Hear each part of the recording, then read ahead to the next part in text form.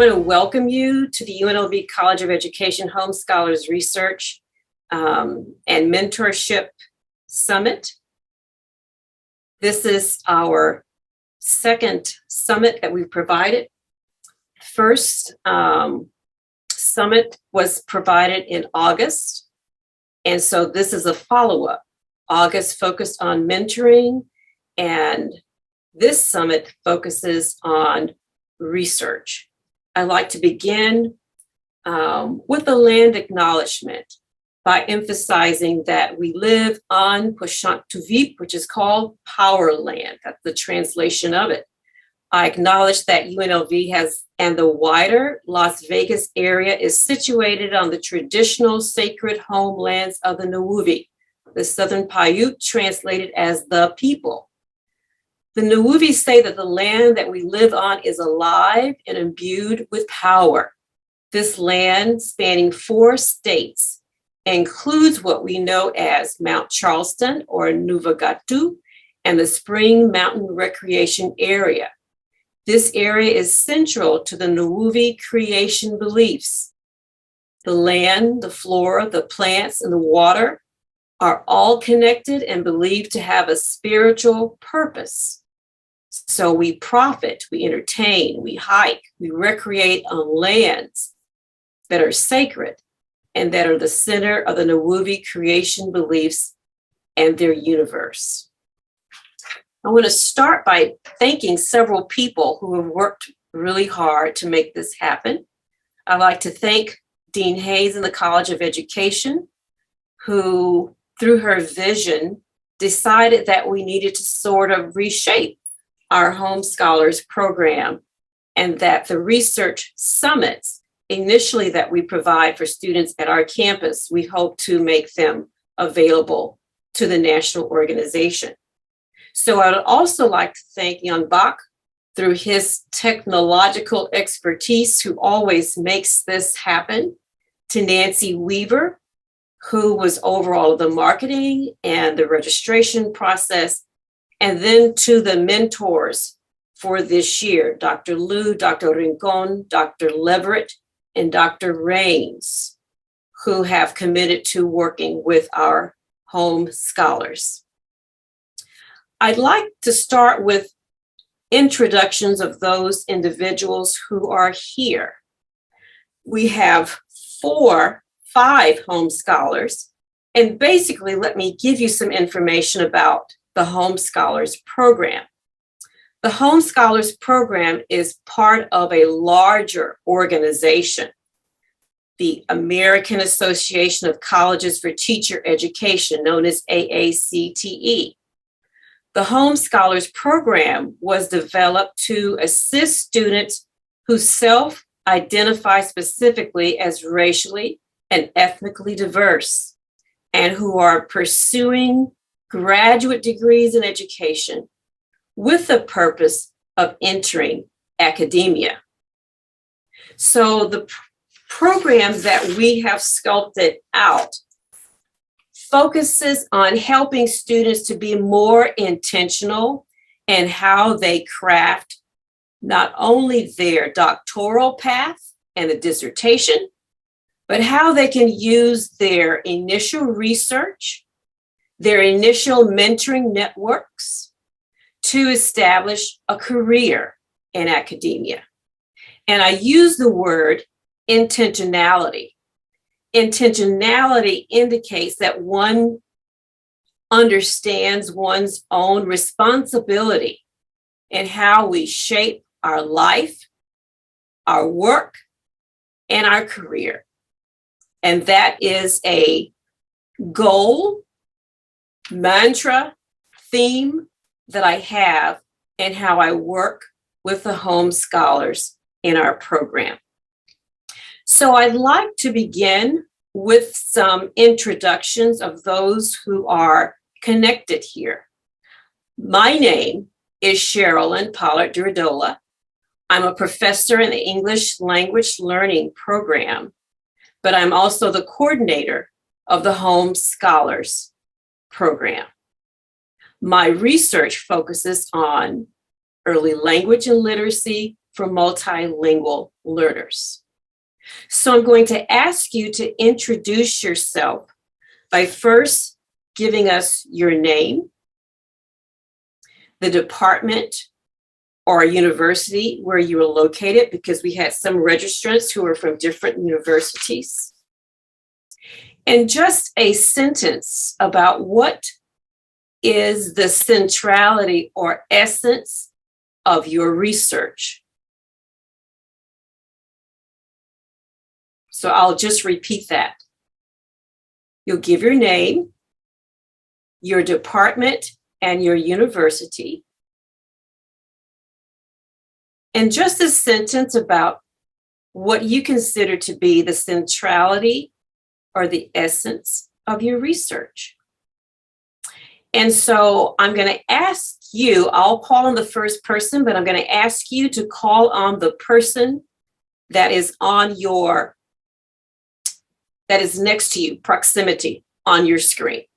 So I will start with, I see that Adriana is beneath my photo. So Adriana, could you start? Yes. Hello, everyone. My name is Adriana Hernandez, and I am from the from UNLV, University of Nevada, Las Vegas, and I am from the Teaching and Learning Department. My research focuses on teachers of colors, retention, preparation, and recruitment, but particularly in Latinx teachers. And so I will call on Priscilla. Good morning. My name is Priscilla Morris. I'm a doctoral candidate in the Department of Early Childhood, Multilingual, and Special Education at UNLV. My research focuses on the impacts of the school environment on racial and disability identity in young Black children. And the next person is Avril. Actually, you're right the first time when you said Avril. It's okay. So, hi, my name is Avril Kelly. I'm in the Department of Teaching and Learning. I'm a CME student, focusing specifically on multicultural education. My research looks at the intersections of multicultural education and civic education. And I'm specifically looking at how we can include Black voices into the civics curriculum so it's more inclusive of our American population. So that's where my research is at. And I want to introduce Monique, Dr. Matute. Good morning. I'm Dr. Matute Chavarria. I'm an assistant professor at New Mexico State University. I'm in my second year, and my research focuses on parental advocacy and family engagement of culturally, linguistically diverse families with children with disabilities. And then I also do work around Black males with and without disabilities using hip hop pedagogy. Camila Bywaters. Yes, good morning, everyone. My name is Camila Bywaters, and I am in the Department of Early Childhood, Multilingual Education, Multilingual and Special Education, and at the University of Nevada, Las Vegas. And right now, my research interests are teacher identity and how they understand their narratives and how that impacts their teaching and working with communities of color. I'm going to introduce Dr. Blanca Rincon. Dr. Blanca Rincon is assistant professor in the Educational Psychology and Higher Education department. Her research focuses on equity issues in higher education, with a specific focus on access and success for underrepresented and underserved students in science, technology, engineering, and mathematics, or STEM. I hope I'm pronouncing this correctly. Omar? Yes, thank you so much. I'm Omar Abdullah Balarabe, and I belong to the Department of Higher Education and Counseling here at Ohio University, finishing up my doctoral in higher education and student affairs. Particularly in my research, it focuses on factors that contribute to student thriving, minoritized student population, particularly international student and first generation college students who are international students. Good morning, everybody. I'm so glad to be here. My name is Jyoti Senthil. I'm a doctoral student at University of Bath, but I have been mentored by Sir Sherlin a lot, and my research focus is developing each day. And I want to work on intervention programs on teachers' pedagogy, particularly keeping multilingual lens as the main focus and in STEM education. So I look forward to gathering as much as knowledge as I can. Thank you so much. Hi, everyone. I'm Acacia Dorsey. I'm a doctoral student here at UNLV in the CME program. And my current research interests are Black mothers and how they are talking to their daughters about hair and also color, and how that's translating in confidence. Okay, I think we have all introduced ourselves to each other. So I would like to then go to the next slide. So when we met back in August, our focus was on developing a mentoring plan. And so I'm just going to review some of the key highlights of that first discussion. I gave you 2 reflection questions. One was an opportunity to reflect on your current mentors. We had 2 speakers that day, Dr. Rincon, Dr. Katrina Liu, and they specifically gave a definition for mentors, individuals who support us in multiple ways. And so I asked you to reflect on who are your current mentors? What additional mentoring networks and relationships do you need? And then where can you find these networks? How do you create them? And from that session, I remember that some students had never thought about their intentionality in finding a mentor.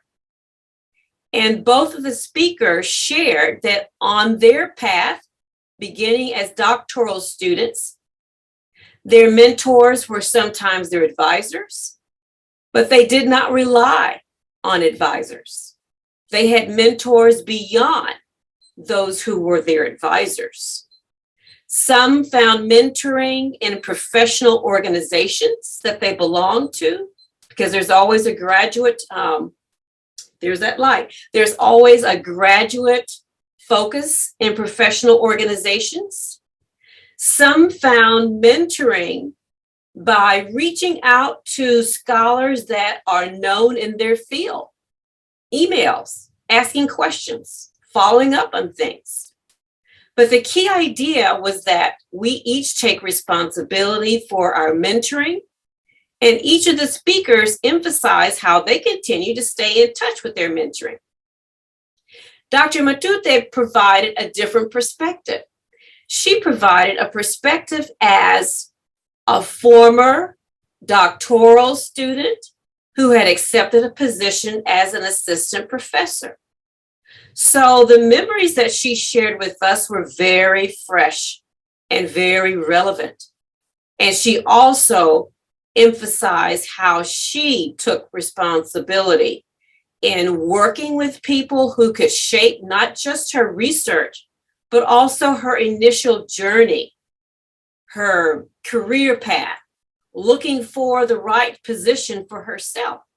And I do believe that Dr. Matute still stays in touch with those mentors who continue to shape her path. So what we tried to do in the first, in August, is to hear from diverse perspectives, to hear from a Holmes Scholars alumni, and then to hear from faculty members who have been on this path for a while. So one quick question that I have for you is, how have you changed, advanced, or what's different about your mentoring in February of the new year? Anyone who wants to share? Can you repeat that one more time? You want to know what's different about the mentoring? Uh-huh. Hmm. And if there's no difference, that's okay. I can say I've expanded my mentees. I've reached out now to, I call them mother scholars. These are mothers, scholars from understudied immigrant groups. And so based upon my desire to study families who are of the diaspora, who are understudied, with children who are multilingual learners, I'm now taking a different path. And I'm mentoring them, but I'm also learning from them. Anyone else can share? Yes, go ahead. I'll say I'm still. I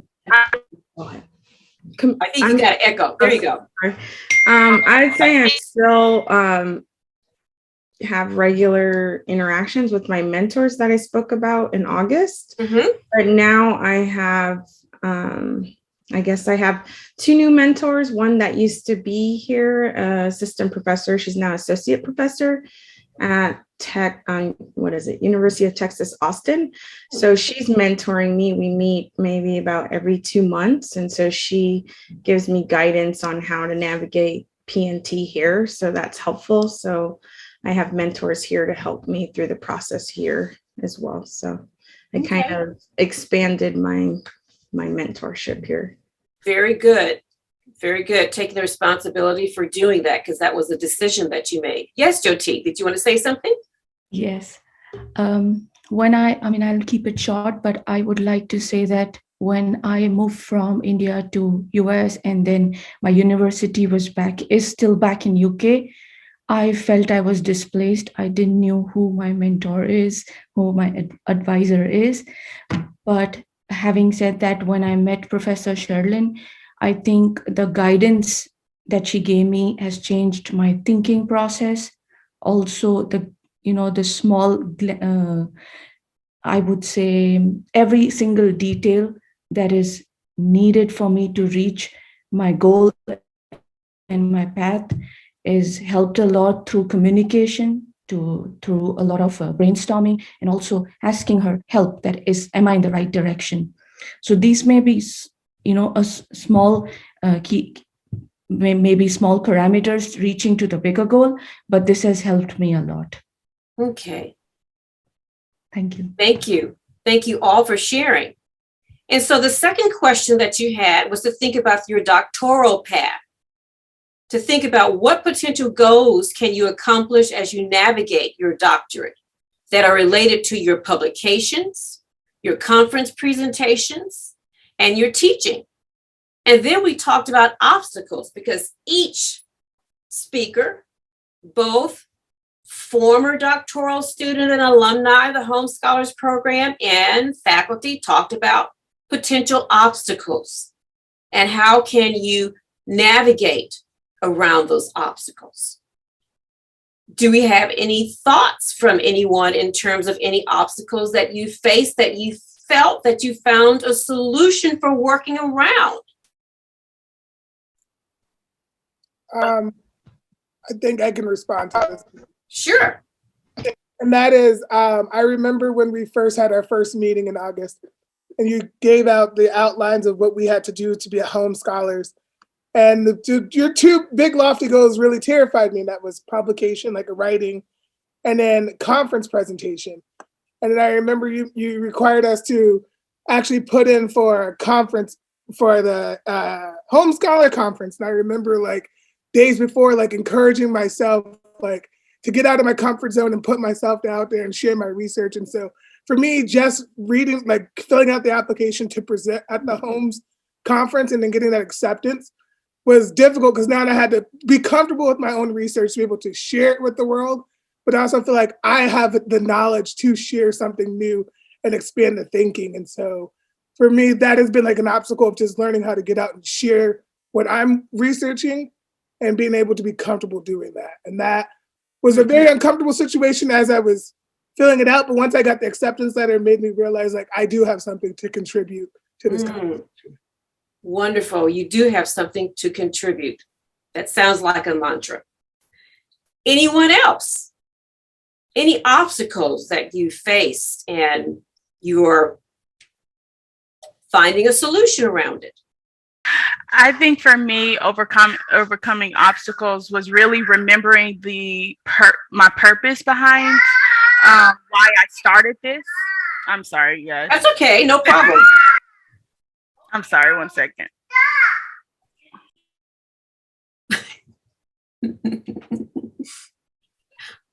Sorry, we have kids here. So Mother scholar. Sorry. So I really think for me, overcoming how to overcome my obstacles really focuses on me remembering the purpose behind why I started the program. Because sometimes those obstacles can make you not want to continue. And so really just remembering like why I'm here and the importance of the work that I'm doing has just kind of helped me continue to push through those obstacles. So I think just, again, remembering that purpose of why. Remembering your original goal and your purpose, which is bigger than what you're facing in the, yep. Very great, very good. Anyone else who want to share about how you are working around an obstacle? I can go next. Okay. I know for me, I struggle with finding time to write because of all my external factors, like my role as a family member, right? And because I am first generation, my family always seeks help from me, right? And so how do you say no to your family? How do you find that balance with school and work and with your writing? And so I know I did gain that mentor. I did gain Dr. Rincon. So thank you for linking us up together and connecting us, because I did seek her help and I asked her that I had trouble writing, and she invited me to some writing sessions. So that's how I blocked that time. Like, let me just put that in my calendar so I can find that time to write. So I appreciate that. That's an excellent idea. Being a part of a team of other scholars who have also blocked off time to write. So I am a member of a team. We meet weekly and Thursday specifically. So if any of you would like to be included in a writing space, you may join our team of writers. Okay, that's one way of getting the writing done. I've always talked about my planner that I've been using now for years, because it helps me to block out 30-minute segments until I complete the task that I'm working on. And then it allows me to go back at the end of the week to review what I've done and then to focus on goals for the next week. So this is how I work around time, obstacles, emails, all of that. So today, our reflection points are about research that is broadly defined, meaning not just, research design or research topics, but also writing, but not the mechanics of writing or how one writes an article, writes a scholarly book chapter. It's really about your voice in your writing. I remember when I was preparing to go up for tenure, my mentor said, now we have to find, looking at the article, what is your voice in this article? When the Holmes scholars had a guest presentation by Dr. Joseph from Vanderbilt, she used the idea of how she learned to write with authority. And so the question that I have for you, because I've tried to tie together the three presentations that we have today so that we can do some pre-thinking and some post-thinking based upon their goals. So the first question that I want you to begin to think about is, how can you develop your voice in your scholarly writing? When I pick up a piece that you've written, whether you're the first author or the second author or the third author, your voice should be present there. And especially if you're a first author. So the question that I have is, how do you learn to write with authority? What does that mean, to write with authority? How do you currently write? Or do you currently write with authority? And if you think you do or that you do not, what is the evidence that you're using to make that judgment? So I'm going to give you some time to think about those questions. How do you develop your voice in your writing?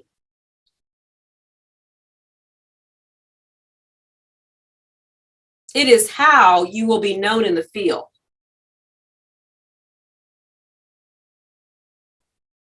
Do you currently write?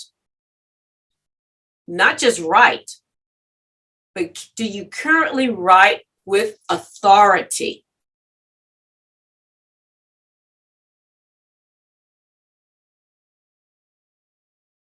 And if you believe you do, or believe that you're not yet there, what evidence are you using to make that judgment?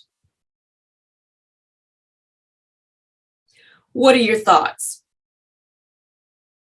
And we'll have diverse perspectives here. Those who are faculty, those who are students. What are your thoughts? What do you think that means to write with authority? Acacia here. Mm-hmm. So when I think about writing with authority, I think about active versus passive voice. I don't know if that's on the right track.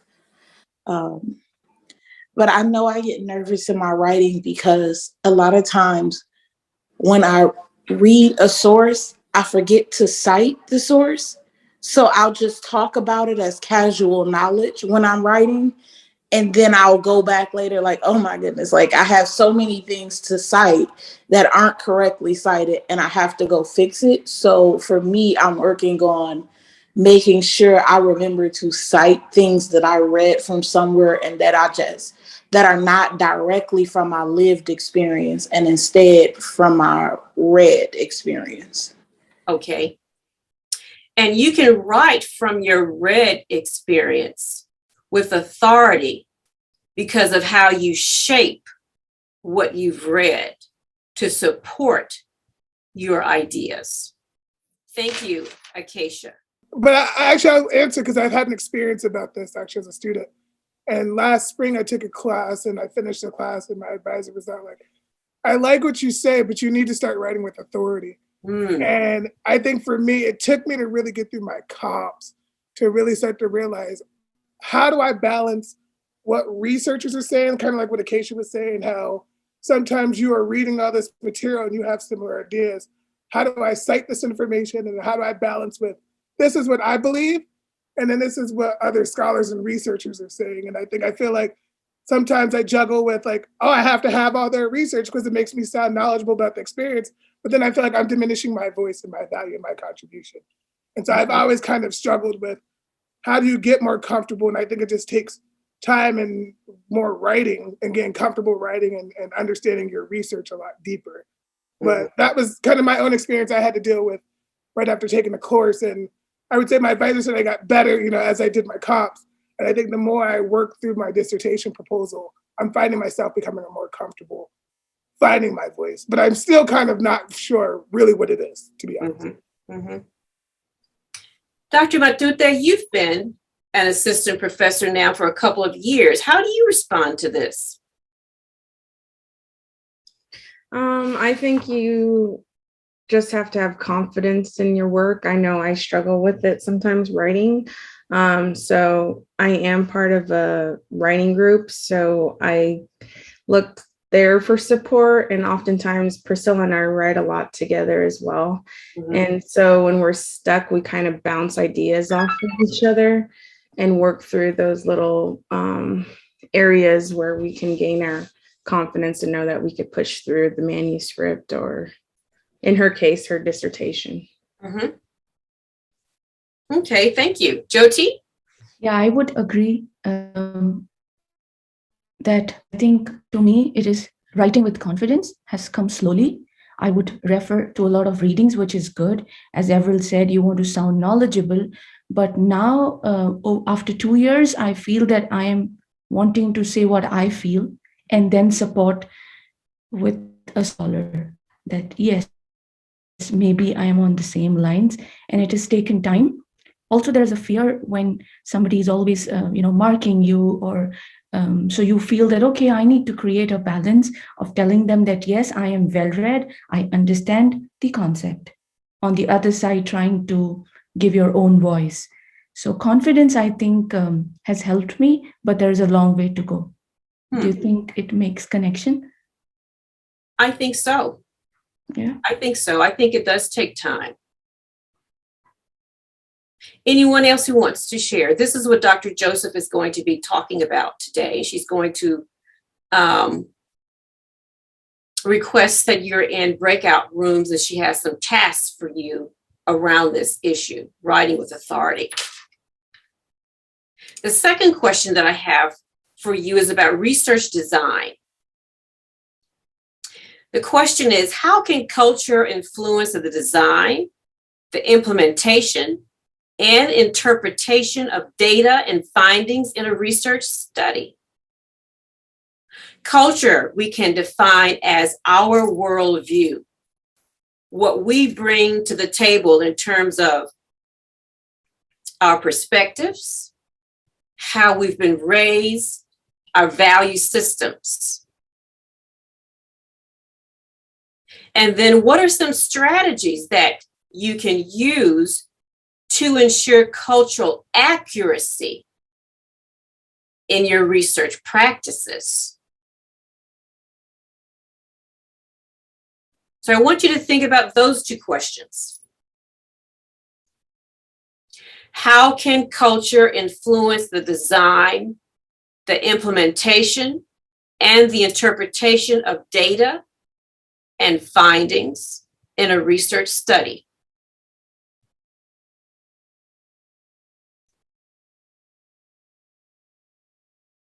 And then what is it that we can do? What are strategies that you can use to ensure cultural accuracy in your research? You each have research topics that deal with race or other issues of perspective taking. How do you get at cultural accuracy in your research? So I want you to do some thinking about those two questions.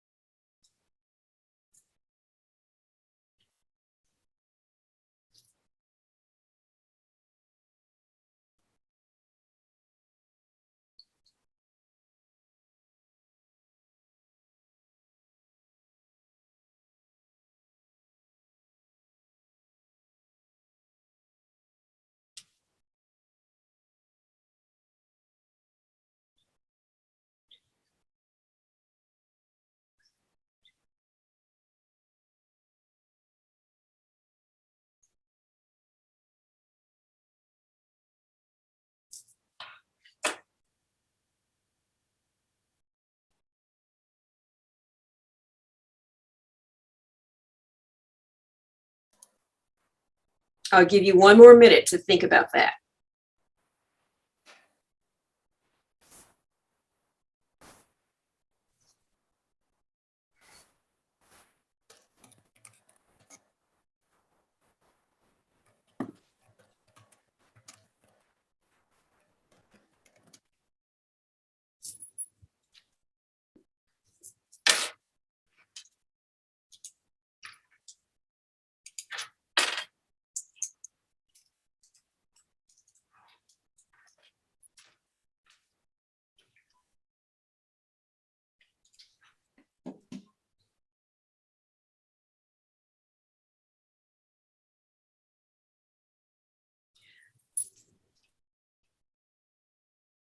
What are your thoughts? How can culture influence the design, the implementation, and the interpretation of data, and even findings in research, in your own studies? And how do you ensure cultural accuracy in the interpretation or in the implementation of your research practices? Acacia again. I know specifically because I'm Black and I want to research Black women, and then more importantly, because I'm a Black mother and I want to research Black mothers, a lot of that is going to have to be making sure that I'm not intentionally looking for an answer or projecting my experience on the people that I'm interviewing. Because just because I had one experience and I know a lot of people who have also had a shared experience, it doesn't mean that every Black woman or Black daughter has had that experience. So that'll be a big thing for me, is actually letting the interviewers guide the research or letting their answers guide the research versus my bias based on my personal experience looking for a certain answer. So I think what you're referring to that we use in qualitative research is the term of over-identification. Yes. Being careful not to over-identify, because then that can skew how you interpret lived experiences. Yes. Wonderful. Who wants to continue with that thread? I can share a little bit. Here, Omar. Yeah, so I just wanted to say that I think I would like to start by saying that every research work is culturally situated. So in my own case, I'm doing an explanatory mixed method research for my dissertations, and as someone who's interested in student thriving, I'm using Schreiner's conceptualization of thriving in general, and her and her team in the USC had developed the thriving quotient. And I'm doing my research back home, back in Benin Republic, is West Francophone Africa. We are Francophone in general, which just means our official language is French. I had to do a cross-cultural adaptation of that instrument. I'm a professional translator myself, but I couldn't just rely on myself. I had to do what they call in the literature cross-cultural adaptation of instruments. I had to do a forward translation where I work with two independent native French speakers who are also very fluent in English and professional translators. They both independently translate my instrument, that instrument, to just make sure that the items having been developed in the American cultural context and college student experiences, that is also culturally relevant to my prospective participant in Benin at my alma mater. So they did that, and we met for a expert panel review where we look at the items on every question individually on the instrument and synthesize and agree on something.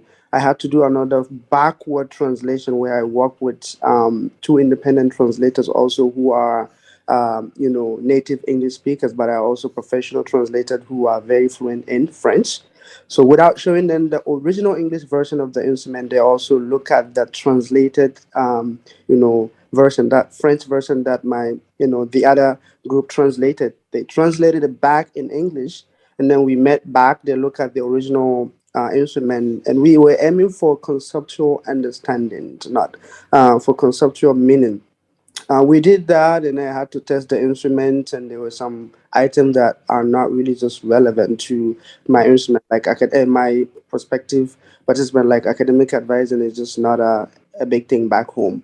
So then there are many items that I took out, and I piloted that instrument, and met again with. I had questions that I asked them if there were issues that they face in understanding or comprehending my questions. Some, mentioned some issues. I met with them and did some cognitive interviews to just make sure my instrument is relatively, performing well within the population that I'm hoping to investigate. I did that, and I retested and run some CFA to just make sure that the items are measuring what they are supposed to be measuring in my prospective participant language, which is French.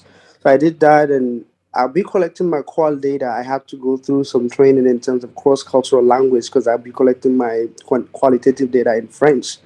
I just want to make sure that my participants are interviewed within their own context and the language that they can better speak. I do speak English, but I also still cannot rely on my own translation. I have to work with some translators to work on the transcript, and the way I represent the data also would have to reflect certain social cultural realities of my participants. I'm yet to find really a lot of guidance in cross cultural language, and and qualitative data and collection and analysis, but I'm still going through some workshops in terms of what I can do to really minimize, how culture might influence that. But being reflective, I'm keeping a journal where I'm really documenting how I'm experiencing the research process and how is it shaping me, and how my perspective is evolving, as I go through this. And it's been a learning opportunity. I'm sorry I took this long to talk about this, but I just wanted to share that as human beings, also particularly in qualitative research, we're the instrument, and we are also, before our research, um, you know, we are culturally situated within a particular social settings. But beyond that, our choices of design, our choices of the methodology itself are influenced by a lot of factors that are also related to the culture. But to the extent possible, there are definitely things that we can do, from being reflexive to what do you call direct triangulation, to peer debriefing, to just make sure we are minimizing the impact of culture. But I'm one of those people who think that it's really hard to separate yourself from your data, separate yourself from you can try as much as you can to bracket yourself, and making sure that where you're coming from is not affecting it. What I mean by where you're coming from is your worldviews, and which in a way really does influence how you even collect your data and interpret it and represent it in general. But that's what I wanted to share, and thank you so much for allowing me to share. Well, thank you very much, Omar. And that just reminded me, I have some practice guides that I'll send to each of you for a webinar that I took on race and evaluation, and how race can impact, even setting up your logic model. It was very, very interesting. And so there were 3 guides that were provided to us at the end of this workshop. And so I'll make a note, and I will send them out to each of you because they are free. They're put out by the Carnegie Association. Anyone else who would want to share about their reflections on culture and how it can impact research? If not, we'll go to the last question. So the second presenter, Dr. Patrice Leverett, who focuses on issues of culture within her research, which is looking at the pathway to prison for people of color. She's going to talk a lot about how can we use specific research strategies to ensure or to try to get at or represent cultural accuracy. So the last question that I want you to reflect on is, how do you identify the emerging research priorities in your field? So you each have a topic, but how does that fit within the field? What are the emerging priorities in your field? And then I'd like you to think about, what are the benefits of working in a small research team? How can you develop a research and grant trajectory starting with your dissertation?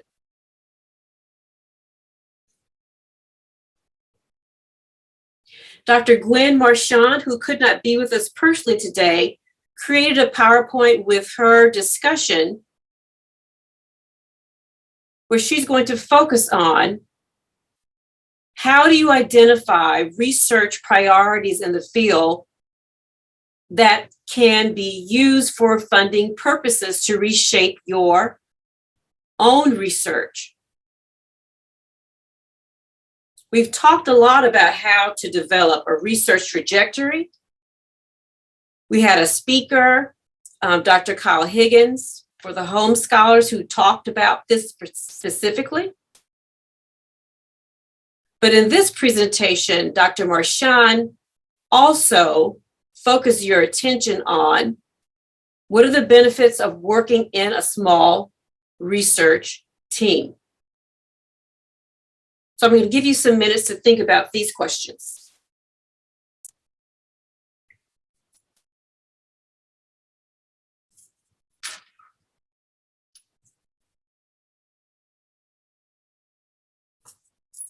And I see that we have Temitope Adeoye, who has joined us. Welcome.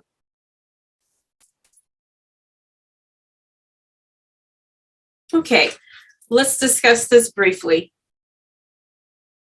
and then we'll move on to our first speaker for today. So how do you identify national priorities in your field? How do you find this information? How do you identify fundable topics in your field? I can share. Sure. I think for me, I think finding, really reading the literature and really understanding where those gaps are in the literature, to have an understanding of what's missing and how you might be able to fit in that gap. So I think, yeah, that's my answer. So a lot of reading of what's currently being published. Right, what's been done and what is currently being done. Mm-hmm. Mm-hmm. Someone else who can add to that. What are your thoughts? So here's an idea, and you'll learn more about this in Dr. Marchand's presentation. When I am going to write a grant, I purposely look at what has been funded previously. I go to the website for the grant. IES specifically identifies yearly what their priorities are. I might send an email to make an appointment with one of the project directors for a grant source to discuss an idea and to understand, does this fit within the priorities of your organization? I'm not going to say any more of that. I think we've run out of time, but I thank you so much for participating in the reflection, because this then has prepared you for our guest speakers, Patrice Leverett, and she is from UNLV, and I'm going to let her introduce herself, and she can begin. So I am Patrice Leverett, and I'm an assistant professor of school psychology here at UNLV. And a lot of the work that I do as a school psychologist is really thinking about what are the barriers that students are experiencing that may inhibit their ability to be successful within the school environment. And that could be any number of factors, social, emotional, academic, mental health, community-related trauma. And so in that work, I have to be willing and able to work in any number of communities across any and consider a variable of identities.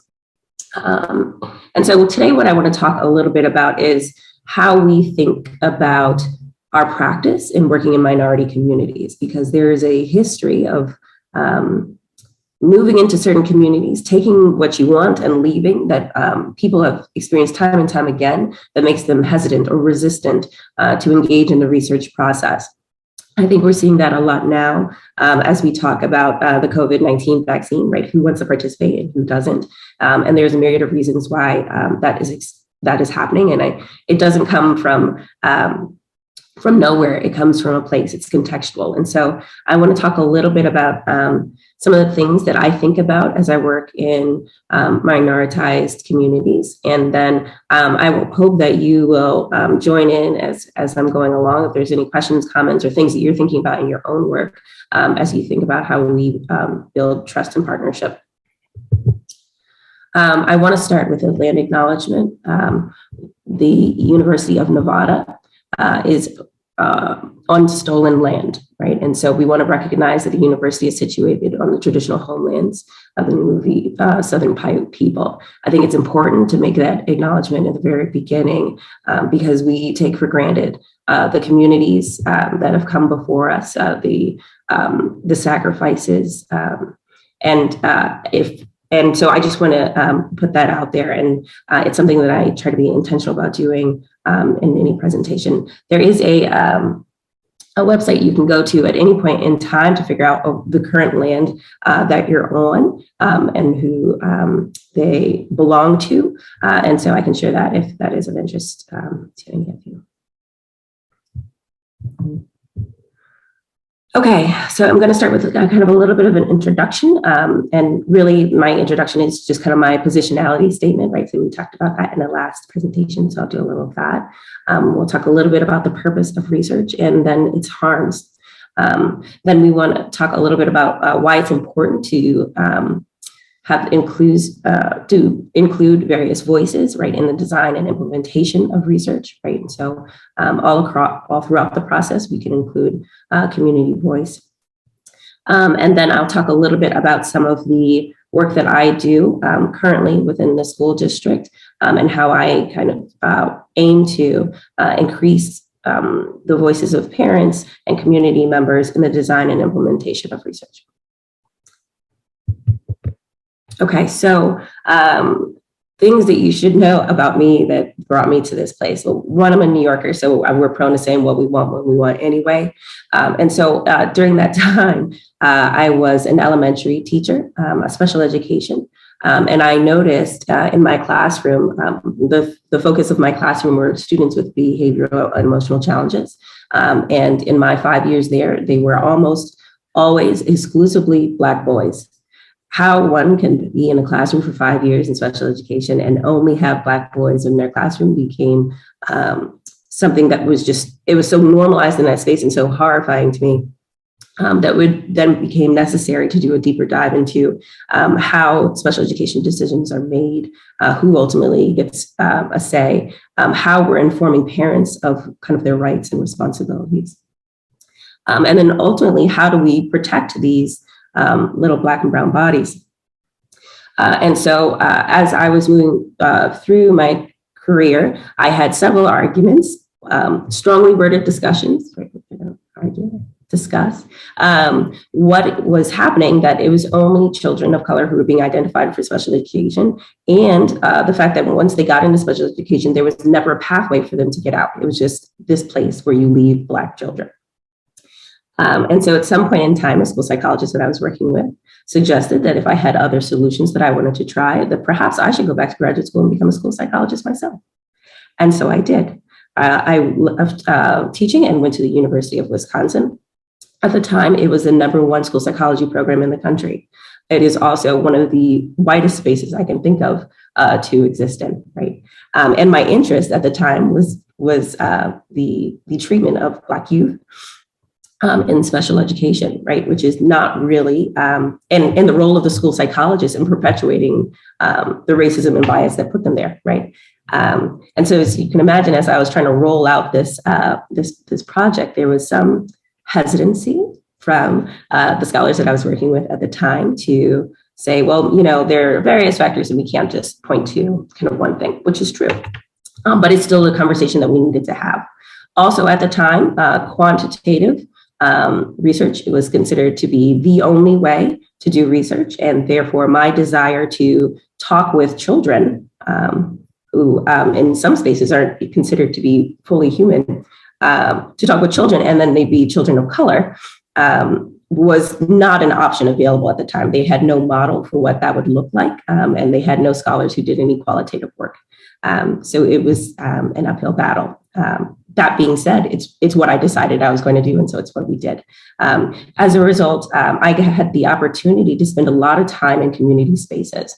The way that I gathered my participants at that point in time was really just spending time in schools, spending time at community centers. At the time, I was on the board of one of the community centers there, so that gave me an opportunity to meet some of the people kind of doing some of the work within the community to help uplift children and to provide additional educational opportunities.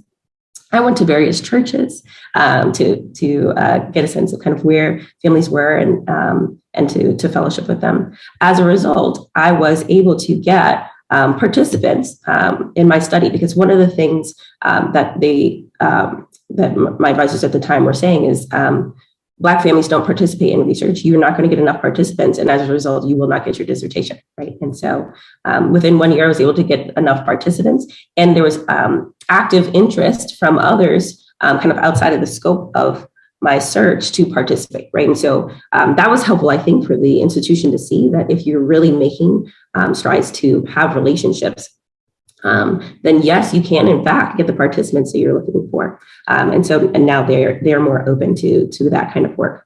All right, so fast forward to kind of where we are now. The work I do in the school district is around implicit bias in practice.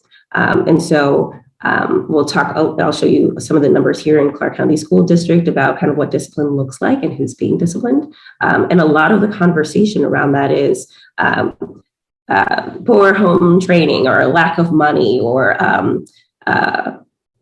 certain communities just don't value education, right? All of these things that put it on the child or the families, and not taking any onus or responsibility as the educators in the spaces, as the administrators in the spaces, recognizing that many times behaviors are a symptom of a kind of a larger institutional issue, right? And so the community here is really starting to think about that and recognize that. And so I have been able to work with several community members across different organizations to begin to think about what does it look like to train educators, to train administrators, to really take a moment and think about their own bias, what they're bringing to the table, and how that's really impacting and in some cases really harming the students within our population.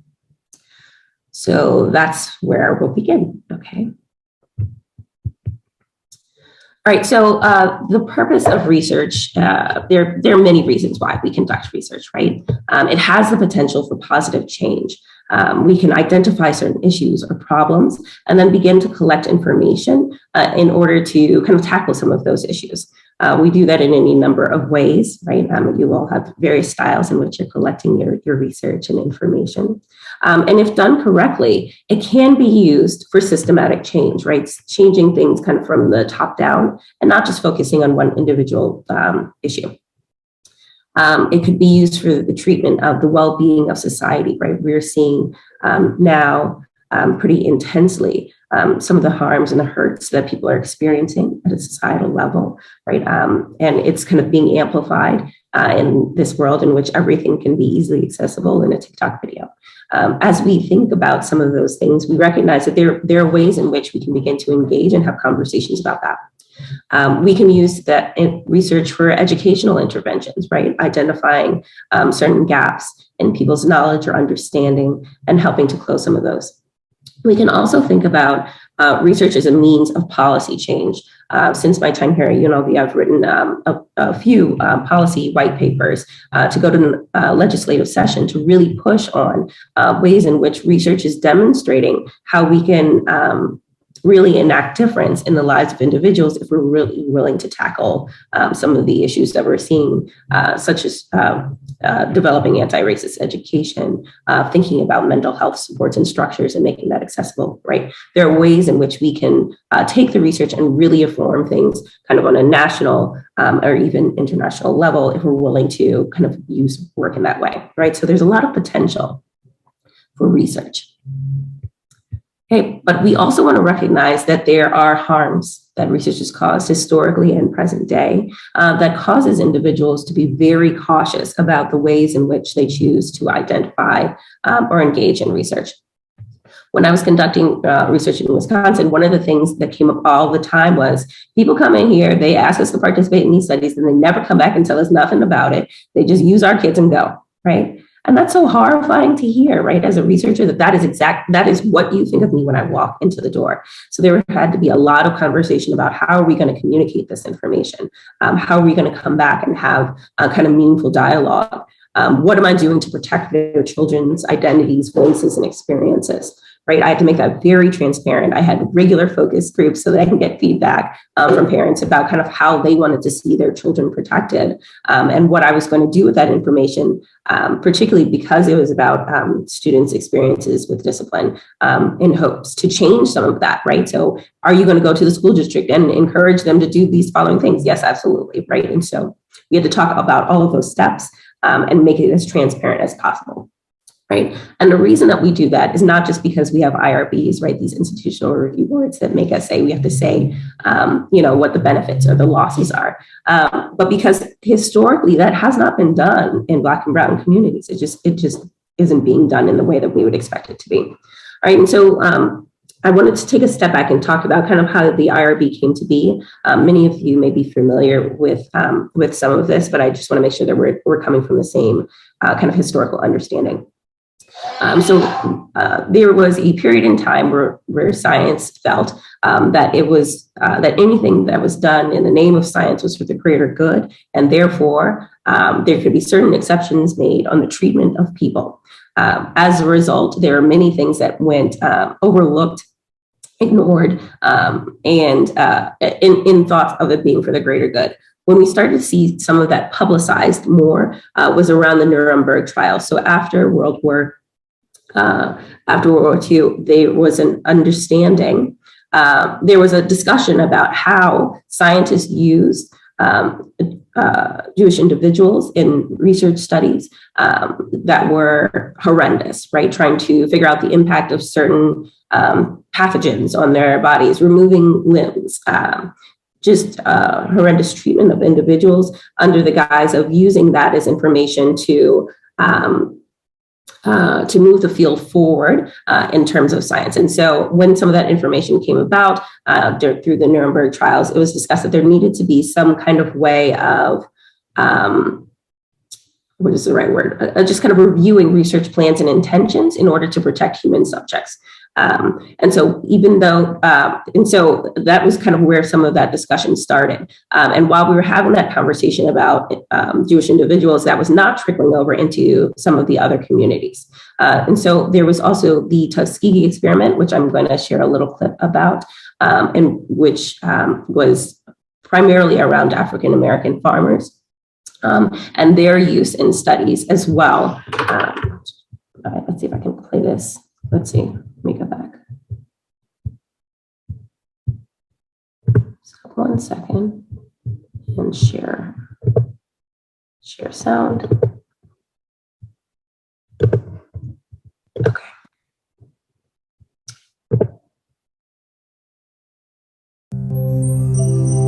Can you hear that okay?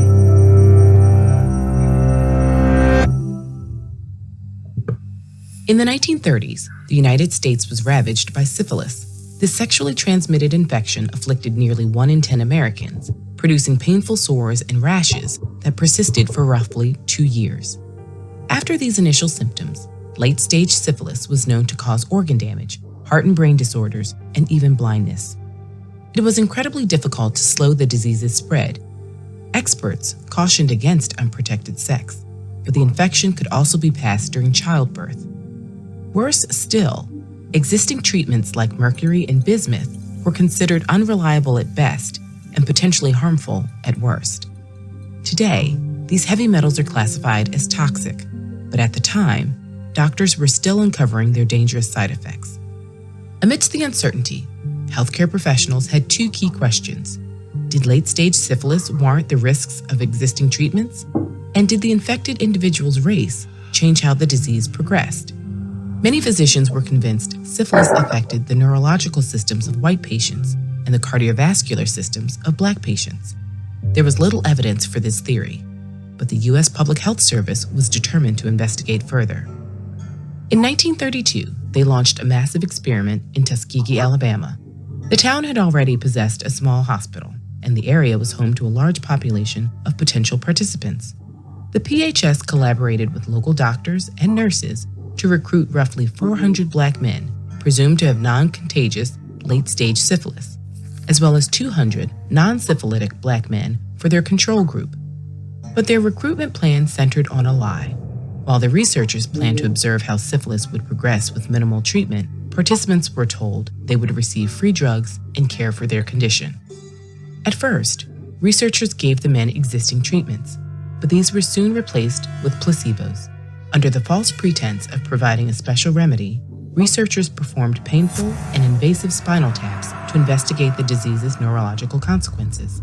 When patients died, the PHS would swoop in to study the body by funding funerals in exchange for autopsies. In their published studies, they listed the men as volunteers to obscure the circumstances under which they'd been recruited. Outside Alabama, syphilis treatment was advancing. A decade after the study began, clinical trials confirmed that penicillin effectively cured the disease in its early stages. But in Tuskegee, researchers were determined to keep pursuing what they considered vital research. They had yet to confirm their theories about racial difference, and they believed they would never have another opportunity to observe the long-term effects of untreated syphilis. The study's leadership decided to withhold knowledge of new treatments from their subjects. During World War II, researchers convinced the local draft board to exempt men from their study, preventing them from enlisting and potentially accessing penicillin. The study even continued through the 1950s, when penicillin was shown to help manage late-stage syphilis. By today's bioethical standards, withholding treatment in a research study without a patient's informed consent is morally abhorrent.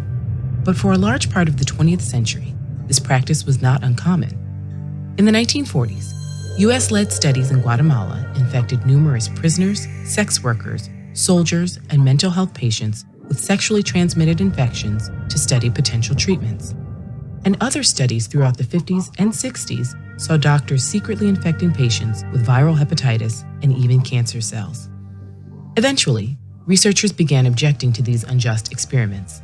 In the late 1960s, an STI contact tracer named Peter Buxton convinced the PHS to consider ending the study. But after leadership decided against it, Buxton sent his concerns to the press. In July of 1972, an expose of the Tuskegee study made headlines across the country. Following public outcry, a federal investigation, and a lawsuit, the study was finally shut down in 1972, 40 years after it began, and 30 after a treatment for syphilis had been found. No evidence of any racial difference was discovered. When the study ended, only 74 of the original 600 men were alive. 40 of their wives and 19 of their children had contracted syphilis, presumably from their husbands and fathers. In the wake of this tragedy and concerns about similar experiments, Congress passed new regulations for ethical research and informed consent. But systemic racism continues to permeate medical care and research throughout the U.S. To truly address these issues, the need for structural change, better access to care, and transparency in research remains urgent. Journalism has been used as a tool to expose corruption and injustice for centuries. Dig into the story of... Okay. All right, so how many of you have heard of the Tuskegee Experiment before? Couple hands. Right, and so it typically comes out in our conversations about ethical research, right? How is it that we inform participants of the incidents that are about to happen, what the potential causes or risks are? Where this becomes particularly problematic is even well, let me pause here. So what are your initial thoughts about kind of what we just viewed?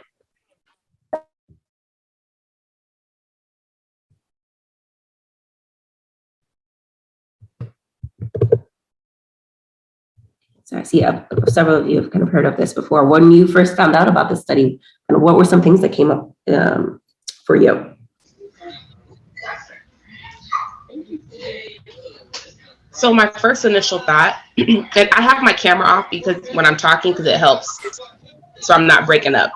No worries. My first initial thought was it's really heartbreaking, and I think that this experience impacts our community even to today.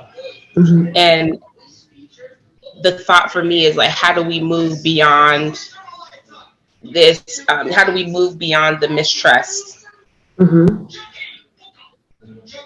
Yeah. And how we as leaders and scholars can can move our communities forward. Yeah, great, thank you. Other thoughts?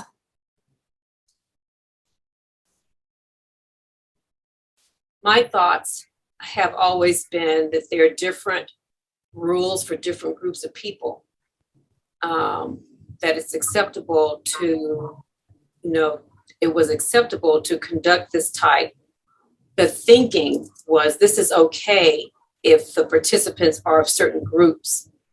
If they are groups that are not of the majority or groups that are not prioritized as being important, they have less value in society.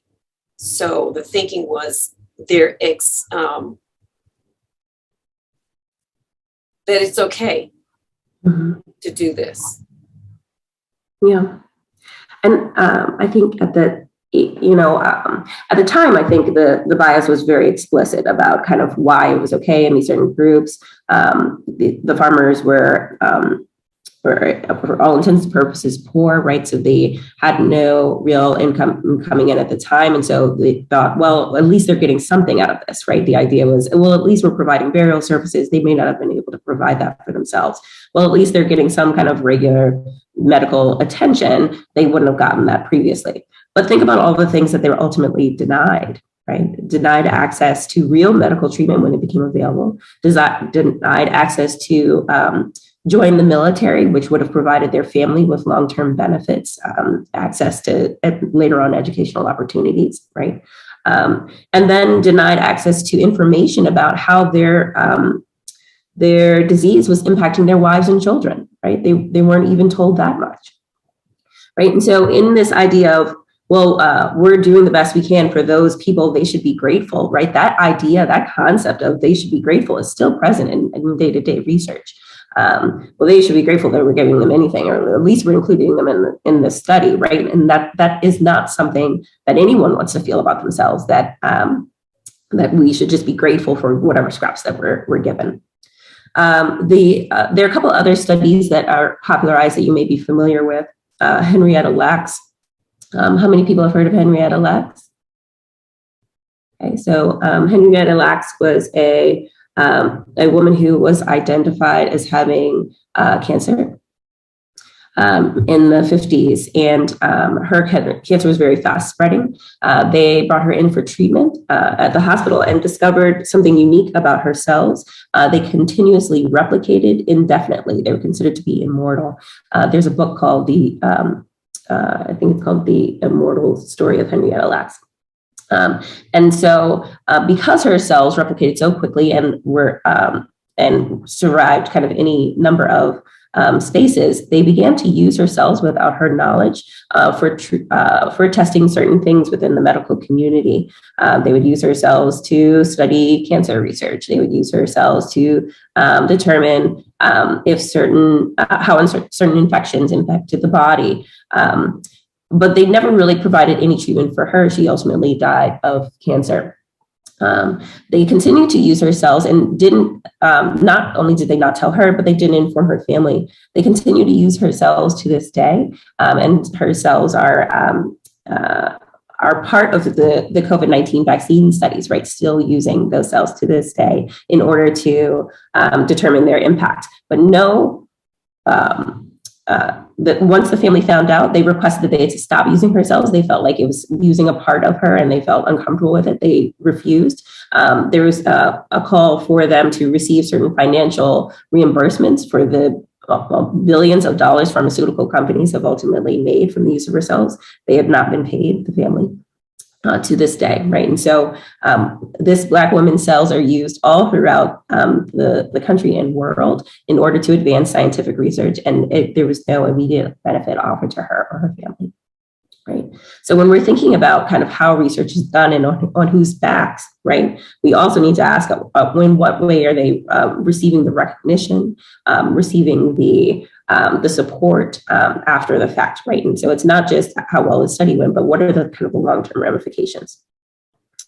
The Zimbardo Study, for those of you who maybe have taken some psychology classes, this is one that comes up often. He did a study called the Prison Experiment, in which he had individuals, college students from Stanford, I believe,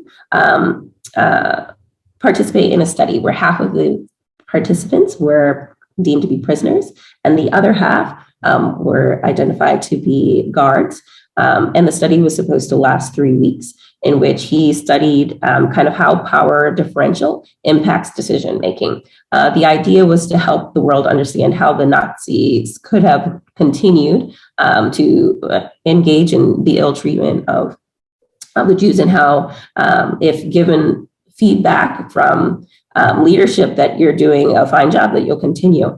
So again, the study was supposed to last 3 weeks. It only lasted about 4 days because the treatment by the guards of the prisoners became so violent, aggressive, and hostile that one person left on day 2 due to a mental health breakdown. Another person staged a sit-in and refused to eat. And several of the guards became so aggressive that an outsider who witnessed the study, because Zimbardo asked a colleague to come in, became so concerned that she informed him that if he didn't stop the study himself, that she was going to have to report him. Part of the issue here is that Zimbardo himself participated in the study as the prison warden, and he became so kind of entrenched in this kind of power differential that he even stopped recognizing the harm that it was causing, right? Zimbardo is still talked about regularly. He has a regular circuit at APA, right? And despite the fact that he caused long-term harm to the participants in this study, right? So participants to this day will still talk about the negative impact that it had on their well-being. And that was in the 1970s, right? So it's not just these are the things that were happening in some distant time ago, but this is the 1970s, and he's still getting recognition for and considered kind of one of the leaders in the field. Despite the kind of ill treatment that he put on his participants. And he's not the only one. We see treatment use of LSD on military members in 1987 without their knowledge. The idea is that LSD was to help enhance their senses and make them better fighters, but they did not let the soldiers know that they were receiving LSD for quite some time. And so once it became apparent, then a court order eventually stopped some of those studies. Now, this is there has not been a prosecution case of kind of these research harms since 2007, but that doesn't mean that they're not still happening, right? It may be that some of these things are still transpiring, but they're not made public. And so the important part of this is to recognize that these harms have been happening for a prolonged period of time, and people are hesitant about engaging in research, particularly when they're in precarious situations like socioeconomic status, being part of minoritized community, having certain disability statuses. Prisoners are consistently included in research studies, and the idea of protection of them has been something that's been hard fought for, because the idea is if you're incarcerated, you're no longer human, right? So there are many ways in which we're seeing research kind of negatively impact communities. Okay, so there are many considerations that we want to think about when we're working in communities. Everything from language to religion, race, ethnicity, age, disability, some of the local politics and how it's impacting some of the decision-making that's happening there. I'm currently working on a study examining the impact of COVID on migrant youth, right? And so there's a number of factors that come into play there, right? In doing that study, I had to make sure that we were able to provide interviews in both English and Spanish, right? So I was able to find really amazing graduate students who would help me do the Spanish interviews and translation. Right, but there was also kind of recognizing the political stress around the time, making sure that we're extra cautious around protecting the identities and well-being of these families, and making sure that they had the kind of the supports that they need. We also want to keep in mind the historical context that we just talked about, right? So the history of how people have been treated in research, some of the current events of the time, right? That may be making people more or less willing to engage in some of that work, and some of that generational trauma over the course of time. What we recognize is that human beings are a culminating event. All of these experiences that have happened in their lifetime and the things that they've learned about through the history of their family lineage impacts who they are today. This is what and in thinking about those factors in decision making is what I consider to be the cultural ecological model, right? This idea that there are many pieces that come together to make an individual, and we have to be thoughtful as best we can about those pieces as we're designing our study, as we're including participants, as we're thinking about who's sitting at the table, who are the researchers that we're working with, right? All of those things impact how willing people are to engage in this work.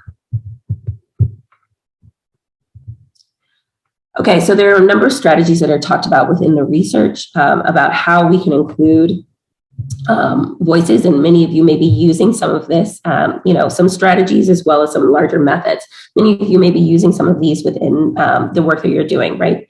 Some of you may be having focus groups in which you have participants come in and talk about kind of their experience to get feedback about research design questions, to get feedback about kind of what the data is saying to make sure that it's matching with people's real experience.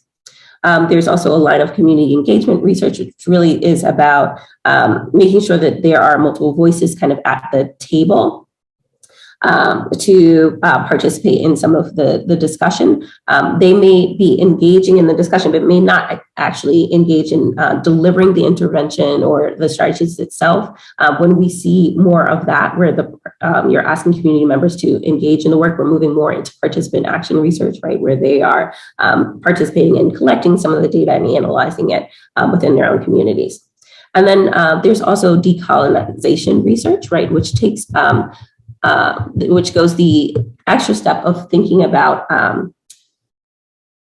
making sure that the participants are part of the communities in which you're representing, right? So this comes out of work in Indigenous communities out of New Zealand, right? Really thinking about how do we let the study be kind of designed by, implemented by, data collected by, and then distributed by people from within the communities. And the role of the researcher, right, in this case is really just to provide the space and to kind of help provide any materials or resources, right? But really it comes out of the cultural representation of the community, even how questions are asked or who asks the questions, right? It may be in this space, it's more appropriate for the elders of the community to lead some of these discussions.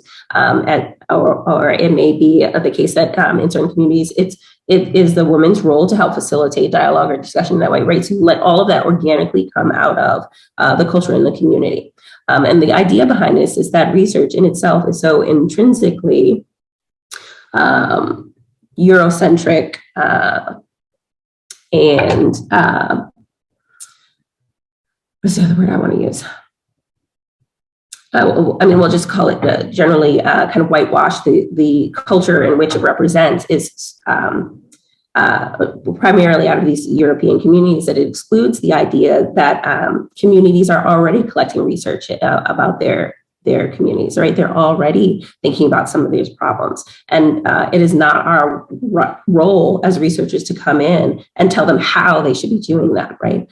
More just to facilitate and guide and with their permission, share some of that work if they feel that to be appropriate. Okay, so there are these various ways in which we can think through some of research. And so I just want to take a couple of minutes to talk about the study that I'm doing currently. I'm sorry, let me check the time. Okay. So I just want to take a couple minutes to talk about some of the research that I'm doing currently and some of the strategies that we've been utilizing. And then at the end, I'd like to hear from you about, what you would want to see in research in terms of working with various communities and maybe some things that you've been thinking about in terms of your own studies. Okay. So I am currently doing a study on implicit bias in school discipline. And so implicit bias are these attitudes or stereotypes that affect our understanding, actions, and decisions. They can be activated involuntarily, right, without our intentional control. Implicit biases can be favorable or unfavorable, depending on the community members that you ask in terms of that identity. All right, so implicit bias may look like doing background checks of people of particular social group memberships and not others. I once was working with a team and they wanted to include some kind of assessment to see if parents from lower socioeconomic status were more likely to lie on surveys. To which I said, what is it about their lower socioeconomic status that makes you think that they would lie, right? Why would we give that assessment just to those individuals and not maybe to all parents, right? Maybe any individual could maybe feel compelled to tell us a certain answer versus another. Socioeconomic status shouldn't be an indicator of why that would be, right? And so even though explicitly they weren't saying, if you'd ask them if they felt that particular way, they would say no, but when making it transparent to them, they were able to see how their bias was shaping some of that discussion. We make different amounts of eye contact, perhaps, with people in some social groups versus others. We may choose to sit next to certain people on the bus or in a cafeteria or at a restaurant because something about them makes us feel more at ease, more comfortable. They remind us of ourselves, perhaps. And that, again, comes from implicit bias, right? Because we all have those biases about who maybe is or isn't safe. Right, hiring someone because they remind you of yourself, right, is this idea that there are some biases that you have about what people should or shouldn't be like. With that in mind, there are still explicit biases, right? We've seen them play out over the course of our lives, right, in which people are explicitly treating people differently because of their participation in a certain group. When I was living in Wisconsin, a friend of mine received an application to rent an apartment. And the person, I don't know if they did or didn't take a close look at the application before they gave it out, but it still had the language of, I promise not to rent this property to someone who is Black, Hispanic, whatever the case may be, right? In order to have this property, you have to promise not to give it to a person of color. So then the person took the application back, like, wait, what is this language? Why is this in here, right? Because for a period of time, it was totally acceptable to exclude people based on race, ethnicity, explicitly so. Right, so there are still these kind of explicit biases that we see, right? When people say, oh, it doesn't even matter, like, why would we even bother? Black families don't show up for these events or right, so we still hear some of that language, but today we're going to talk about kind of these implicit pieces, these pieces that are kind of the undercurrent. So many of you may be familiar with the doll study. It was done by the Clarks, in which they had students take a look at dolls to determine kind of their level of connection to the dolls based on skin color. Have people heard of this study before? It's pretty popular in education. Okay, good. So they have done several remakes or kind of reiterations of this study. And so this one I want to share with you to get a sense of kind of where we are today.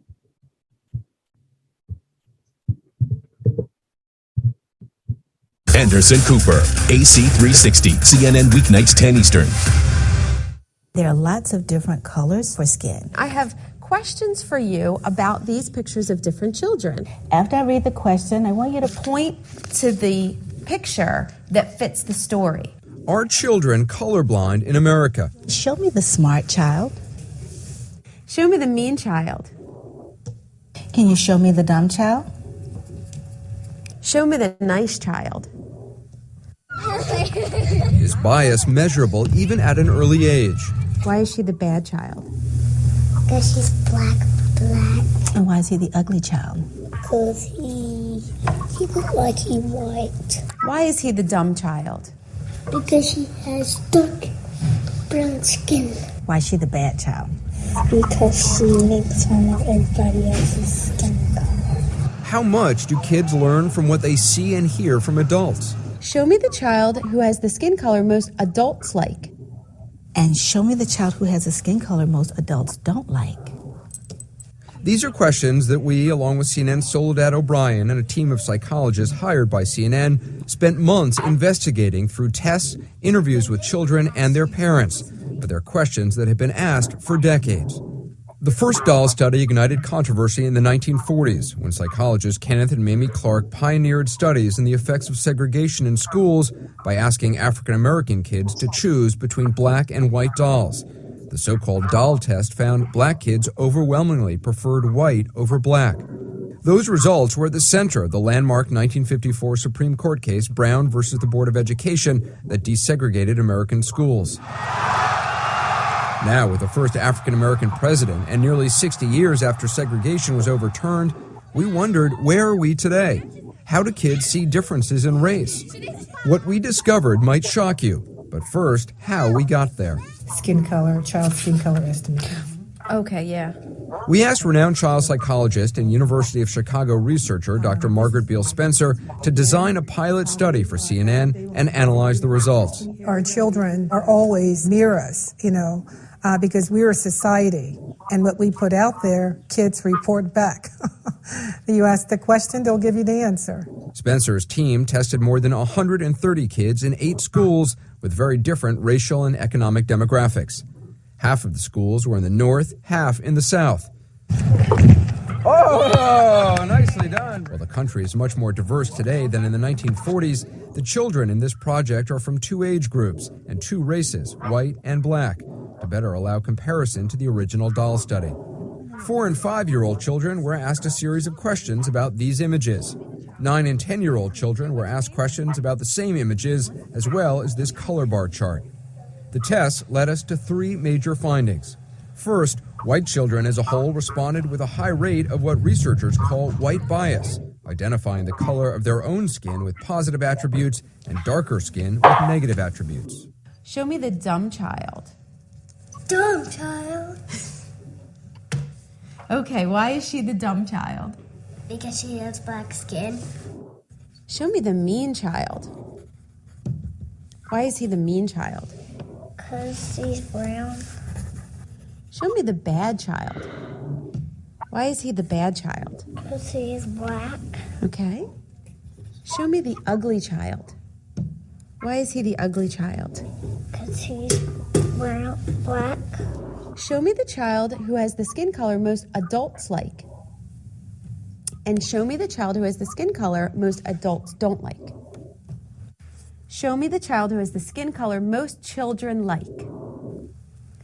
Show me the child who has the skin color most children don't like. Show me the child who has the skin color most girls want. Show me the child who has the skin color most girls don't want. The questions that got overwhelmingly white-biased answers? Show me the dumb child. About 76% of the younger white children pointed to the 2 darkest skin tones. Show me the mean child. About 66% of the younger white children pointed to the 2 darkest skin tones. Show me the child who has the skin color most children don't like. Again, about 66% of the younger white children pointed to the 2 darkest skin tones. Show me the bad child. More than 59% of the older white children pointed to the 2 darkest skin tones. But some white children did have more race-neutral responses. So could you show me the good-looking child? So what are you thinking? I know you pointed to them all, but tell me what you're thinking. I'm thinking that I do not care if they are black, white, mixed, or any kind of race. I think that it matters who they really are. Anderson. Okay. Initial thoughts.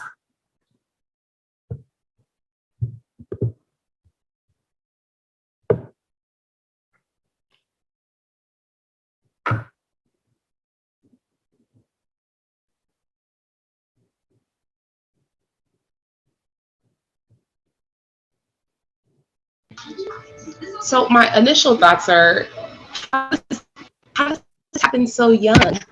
And I see this happening.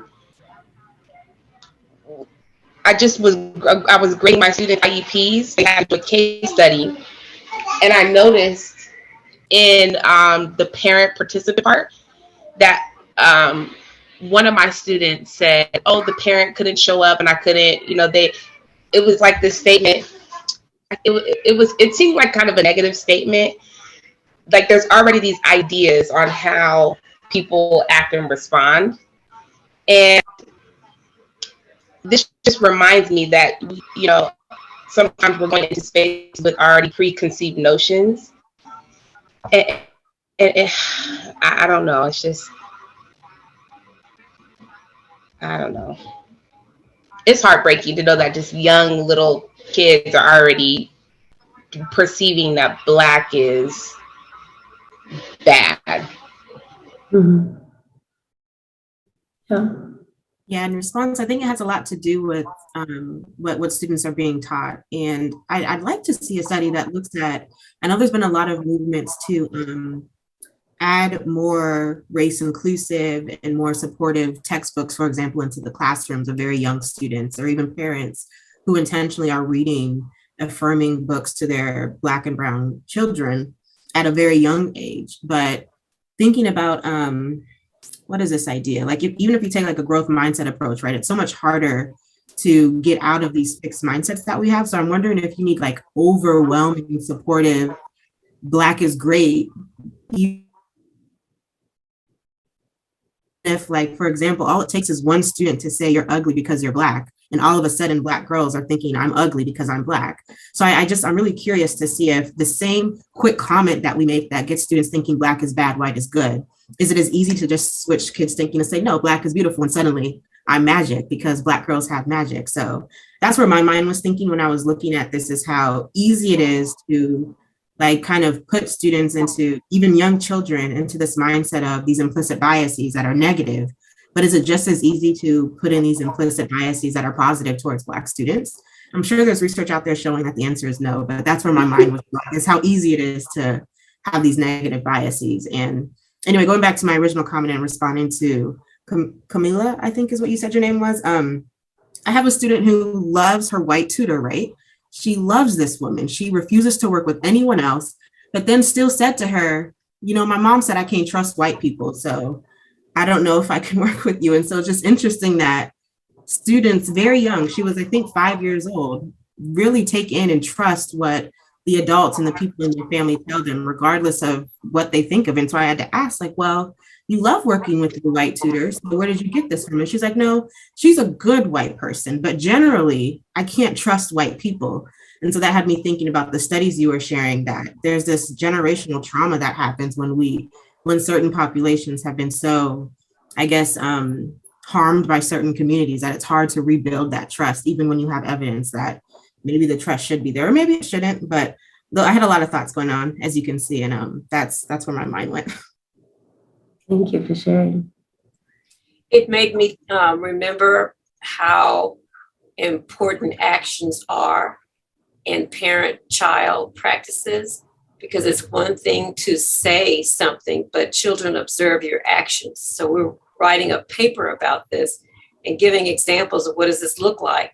So if one is walking, in an elevator and one is, holding their purse tight, so what does that communicate to a child? So, we parents can say many things, but children observe the actions of how adults interact or do not interact with others. Just to piggy, this was kind of interesting and triggering y'all at the same time, because this is actually my research. And so just thinking about what Timmy said, and also Dr. Abdullah, that this happens so young, even as young as 3. And it's not so much always, it doesn't always have to be the explicit things, but also the implicit things, right? So like Dr. Abdullah said, what they're observing, even what they see on TV or what they're not seeing, also kind of pushes these messages out to young children. I can't think of the actual researcher, but it kind of, it made me think about a statement in an article that I read a couple semesters ago, and how it said when we have a racial responsibility to address these things. And so even when we don't talk about these messages, students are still perceiving these messages.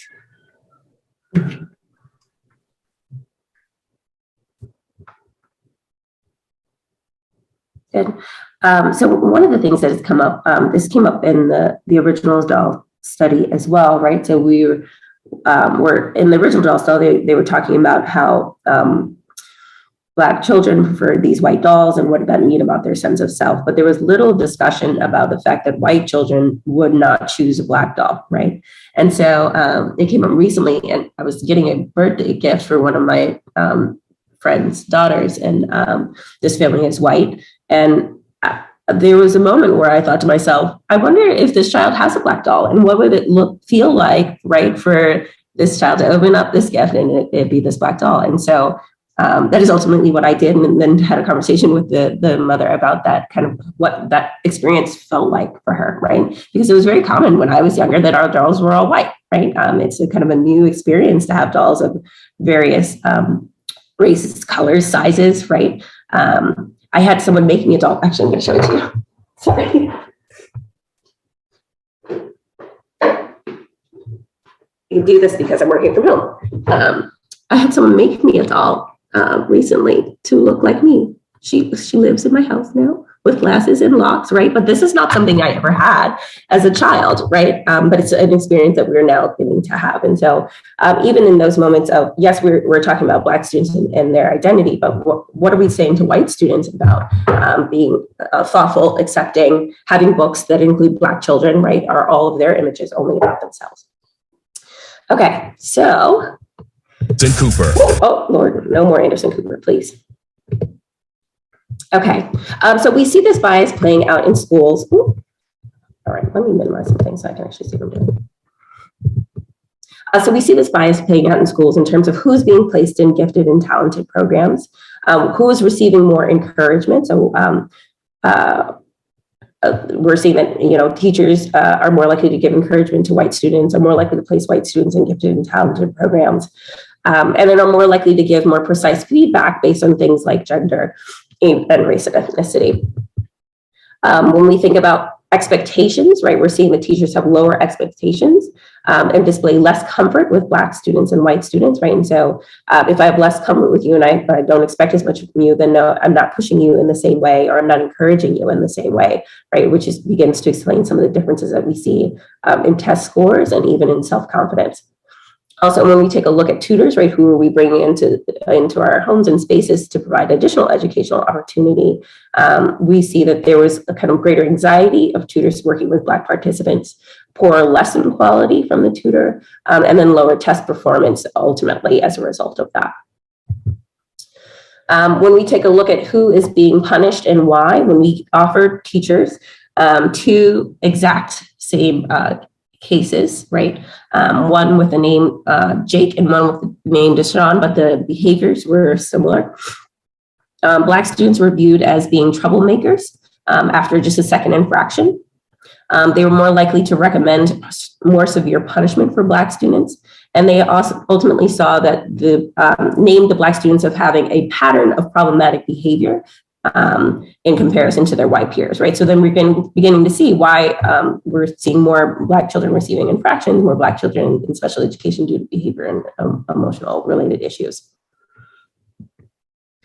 Okay, we see this even as young as the preschool level. So many of you may be familiar with this study, right?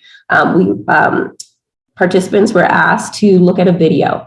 And in this video, they were asked to kind of keep track of any problematic or challenging behaviors.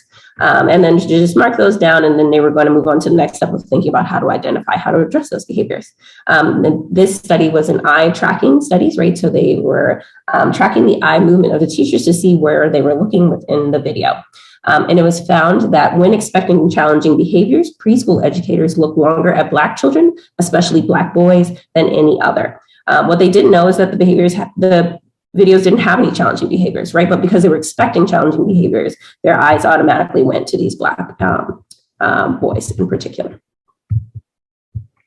Okay, so we know that this is the case kind of across the United States, but it's particularly become salient here in Clark County School District. The rate of discipline referrals in the school district disproportionately impacts students of color, particularly Black males. Black students only make up about 11% of the school population here, but they make up about 40 to 50% of the suspensions and expulsions. This has been the case historically, particularly the data has not moved in the last 10 years, that they're overrepresented in this way, despite being such a small part of the population. So I have got together with some community collaborators. Now, again, community engagement work takes time, right? And so I was spending time on some of these boards and organizations and at town halls for quite some time before broaching the subject of how to intervene. But I work with Clark County School District, Student Services, Special Education, and the Office of Equity. I'm also on my Brother's Keepers Las Vegas, which includes representatives from City Hall, the City Police, Student Services, Boys Town, Nevada, State Department, and UNLV. And then I engaged in meetings with families through various protests and town halls, in which I help share some of the data related to discipline and disproportionality to get some feedback from them about how they would like to proceed in terms of protecting their children. All right, and so based on the feedback that I received from all of these participants, we began to design an intervention to make sure that we were first all on the same page about what implicit bias looks like, that it's real, and that it's impacting the lives of the youth within this community. And so I worked with a couple of collaborators to design an intervention, went back to the community members, presented to them first to get their feedback and support. We made some adjustments, and then we began to implement this throughout the school district. Thus far, we trained 350 participants on implicit bias and its impact. And then what we were really looking at was, one, were they then able to kind of acknowledge the existence of bias? Were they able to identify it when it happened? And were they feeling more efficacious about their ability to intervene when it happens, right? Because we don't want you to just see it and be like, oh, that's problematic, but we want to move you towards, okay, and I'm willing to do something about it. Okay, so I mentioned this before, but the rates of suspensions and expulsions disproportionately impacts African-American students. We're seeing kind of rates of 3 times that of the experience of their white peers. And we're also seeing an underrepresentation in other communities, right? Which draws the question of, are we just totally ignoring certain populations? Are they getting the support that they need? Are they flying under the radar due to bias that may be considered to be more positive in that direction, and therefore ultimately not providing them what they need? The rates of expulsion, again, has not changed really at all in the last several years, right? Again, 3 to 3.5 times greater than that of any other racial group for African Americans. All right, and there are a number of reasons that people offer related to that. Oftentimes people will cite socioeconomic status as a reason why that might be, but there is no evidence to suggest that socioeconomic status is impacting the rates of discipline disproportionality when comparing African-American students from middle class or upper middle class homes to lower middle class homes. We're still seeing the same rates of disproportionality in compared to similar socioeconomic status for white peers, right? So despite that as being the claim, it does not seem to be making any impact. There's also some discussion that it is about just kind of a lack of engagement in terms of education, but there doesn't seem to be any indication that African Americans are less invested in the educational opportunities of their young ones. And then it was thought that they're just committing more risky infractions, that African American students are committing more risky infractions, when in fact the infractions appear to be the same across groups. It's just that or the behaviors appear to be the same across groups. It's just that African-American students are more likely to receive infractions for things that are more subjective, like disrespect, insubordination, things that you can't really define, and therefore it's harder to protect individuals from being put out of the classroom for those reasons, whereas white students are more likely to be expelled or suspended for things like fighting, smoking, things that are more tangible. Okay, so recognizing that these biases exist, part of what the community is asked for is to help kind of slow down the thinking process to engage in different strategies or practices. So I won't spend a lot of time talking about the intervention itself, but more about kind of what the process was. But I will share kind of the 6 things that we focused on in that training. And then I will stop there because I know that I'm at time. Okay, so we asked participants to think about kind of the experience of students. And so we go through a number of strategies to do that. We asked them to participate in IATs, which takes a look at kind of their implicit bias, the ways in which bias is showing up in their day-to-day experience. We asked them to take a look at their discipline data. Many times people didn't even know how to access it. So we had to teach them how to access their discipline data and take a look at it so that they can come to terms with the fact that they are in fact distributing discipline differently based on race and gender. We asked them to think about things more deliberately and not necessarily give into automatic impulses. We practice responding with certain scenarios to help build their confidence. And then we asked them to evaluate their practices after engaging in these activities to determine their effectiveness. Right, and so this training happens over the course of 4 days, and then there is an opportunity for us to come into the school and work with them individually if that's what they choose. Okay, so this is just a little bit about the future directions of some of this work in terms of expanding from here and what the community has asked for, and various ways in which we share that information with the larger community. So we still hold community forums, we share things within the news or national conferences and teacher newsletters. This is the way to hold us accountable for sharing the information and being transparent. Okay, so we talked a little bit about some of the strategies that I've used in terms of engaging the community, in terms of making sure that I'm checking in regularly and providing them opportunities to provide feedback. But as we wrap up today, are there any other strategies that you can think of or that you've tried or that you'd like to try in order to increase community engagement?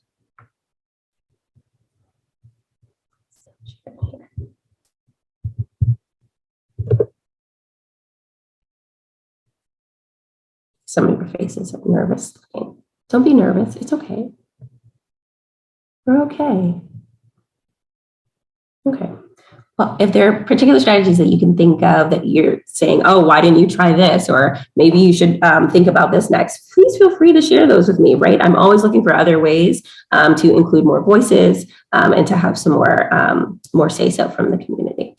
Yeah, I really appreciate your discussion of focus groups that could be used in a different manner. Focus groups of the people that we are studying to get information on, are we interpreting the experiences as they are trying to communicate this? Getting feedback. You said something I thought was so important, getting feedback to them on the whole research process. What needs to be changed. I think I've worked with one other researcher who works with immigrant families, and she will do that. She will meet with them to get feedback on what is it that we need to change in this process of working with you that maybe makes you feel uncomfortable or just does not work. What is it that you think needs to be a next step? So, slowing down the research process to really engage with people that we are conducting research should be with as opposed to on, I think is important. I don't necessarily have a strategy, but I do have a question if there's time. Sure. And then we'll take a break. Yeah, sure. Okay.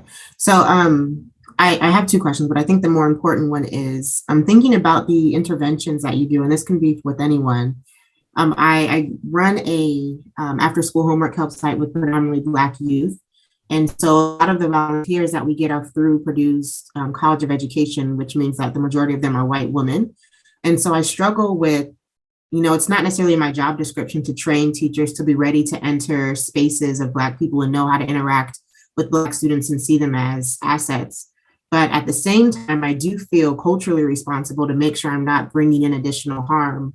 And so I'm just curious for anyone who's doing community engaged research, and because of the volunteers or fellow researchers that you have access to, how do you manage preparing white participants or participants who may not be familiar with the cultural group you're engaging with to enter that community without causing additional harm? So it sounds like your question is, if you have, is it that you're wondering about the participants in your study causing harm to other participants, or can you just give me a little bit more about that? Yeah, more so be, for example, if this isn't necessarily a research study, but to frame it in research terms, if maybe you can't do all of the research by yourself, and so you have to work with fellow researchers that aren't familiar with the cultural group because that's the only researchers you have access to. How do you prepare them? Or I guess, is it your responsibility to prepare them? Bigger question. How do you account for the training that you need to provide them into your research process? Is that your responsibility? Is it more so that maybe I should be finding different volunteers to enter the space who are prepared to engage with that community? I guess just how do you account for that lack of cultural knowledge to make sure that there's not harm being done to the youth in this situation? Yeah. So I will say that I'm very intentional about who I let use my energy, space, time, existence, right? And so, because there are always going to be people who invite you onto research teams because they want to be perceived a certain way and not because they're ready to do the actual work.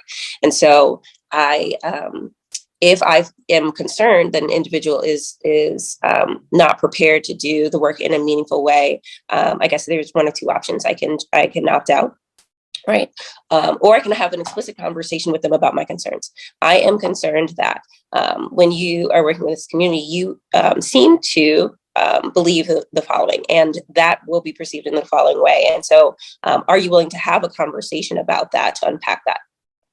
I've had some graduate students work with me on projects, right? And we are coding information, and we're constantly coming back to talk about why are we coding in a certain way, or how are we perceiving things? Because we need to be in alignment about kind of what's happening within this community. I recognize that you're outside of this community, and so you're perceiving it in this way. So I want to draw attention to the fact that you are saying this from your perspective, and can you hold that?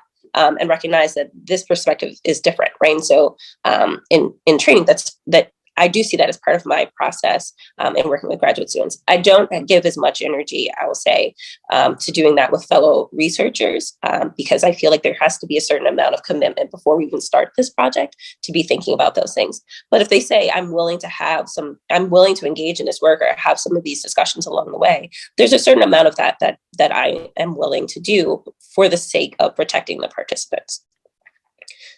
Does anybody else have any thoughts about that? Yeah, I now make decisions, thinking of a colleague that I've worked with for a long time. I now make decisions about who I continue to work with and who I don't continue to work with.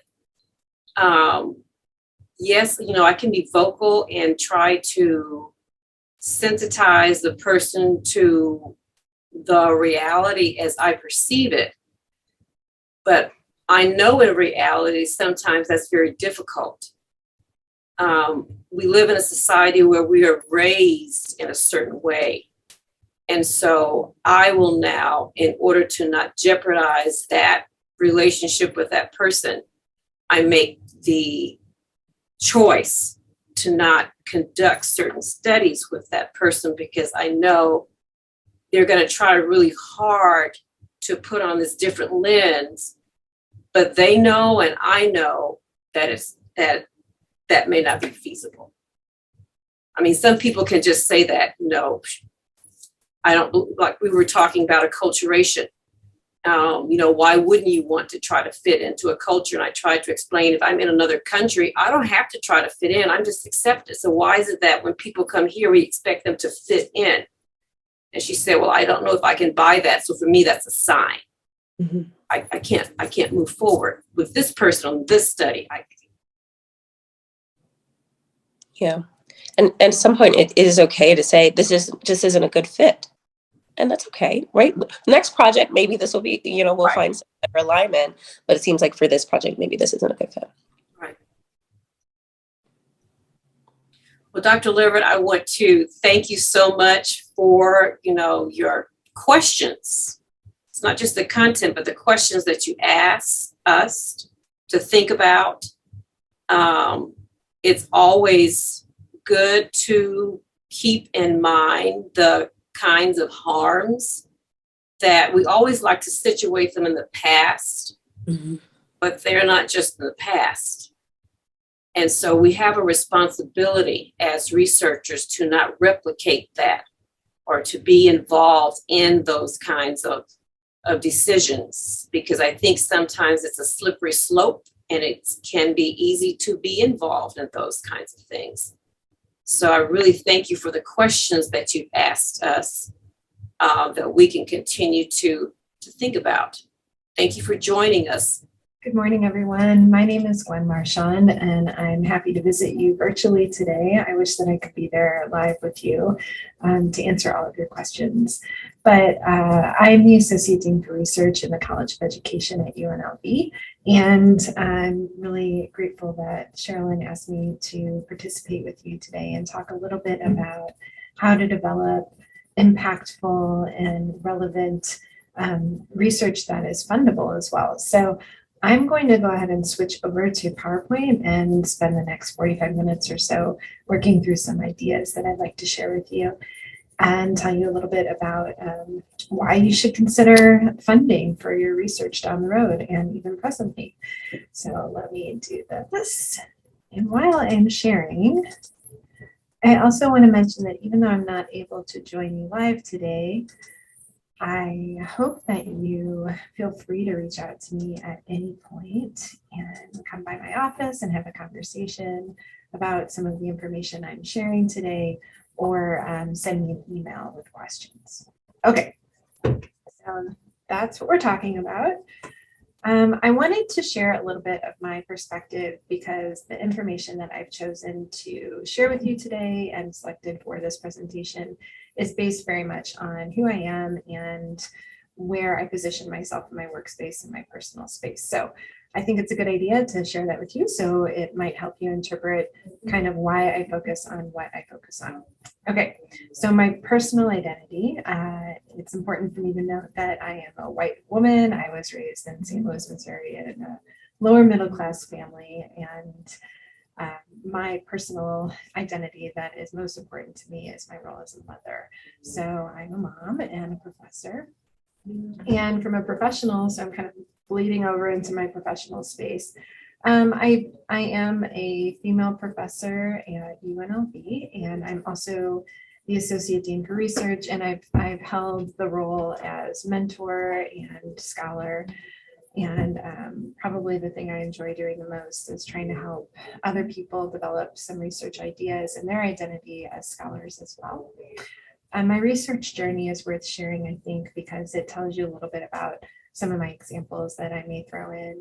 I'm a complex systems scholar, and I study student motivation and engagement and classroom systems, but I've looked at student mobility, alternative education, and a variety of different other topics. And for the most part, I use mixed methods.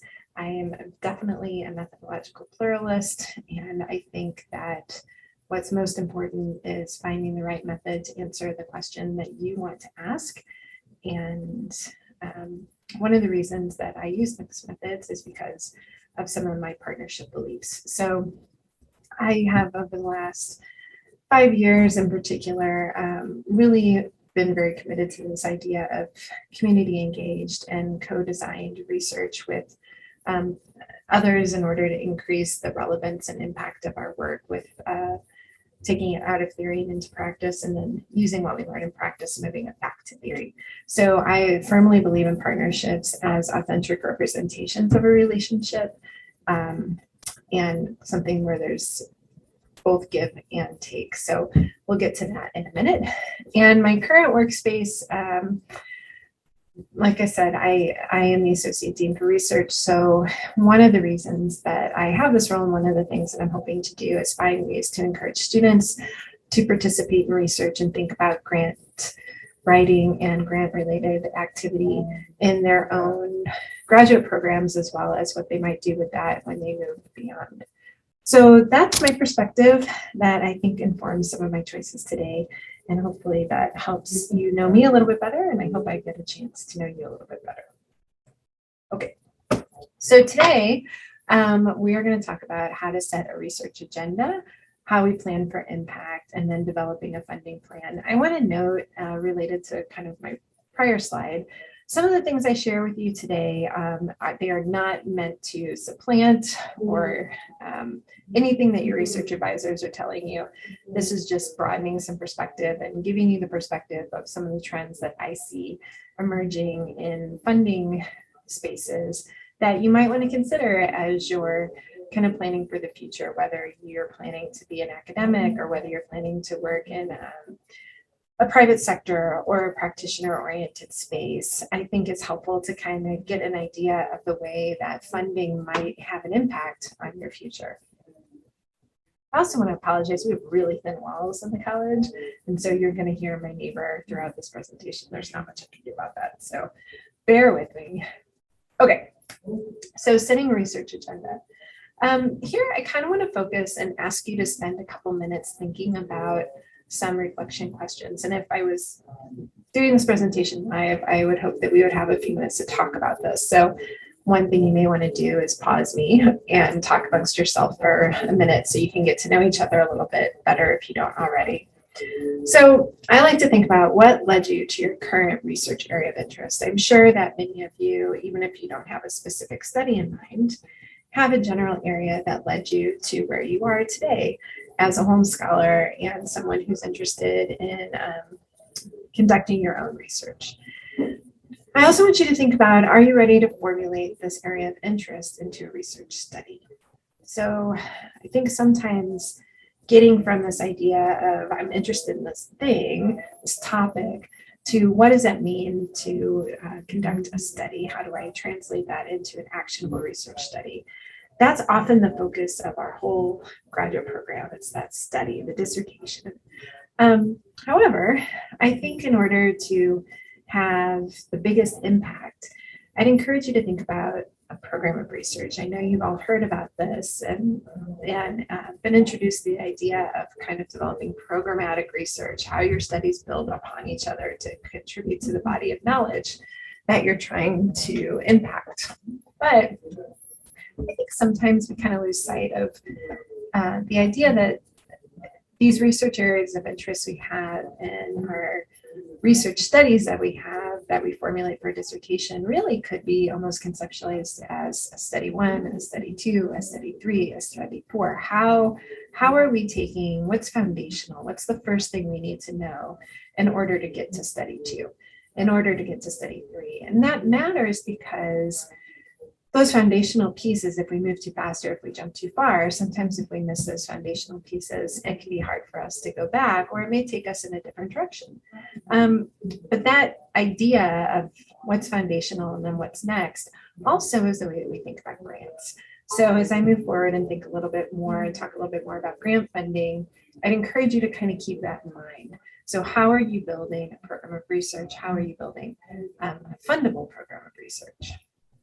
And then the last thing I'd like to think about is, what do you need to move from this idea to developing a program of research? Do you need resources? Do you need support in terms of faculty mentorship or collaboration? Do you need partners out in the community? What is it going to take?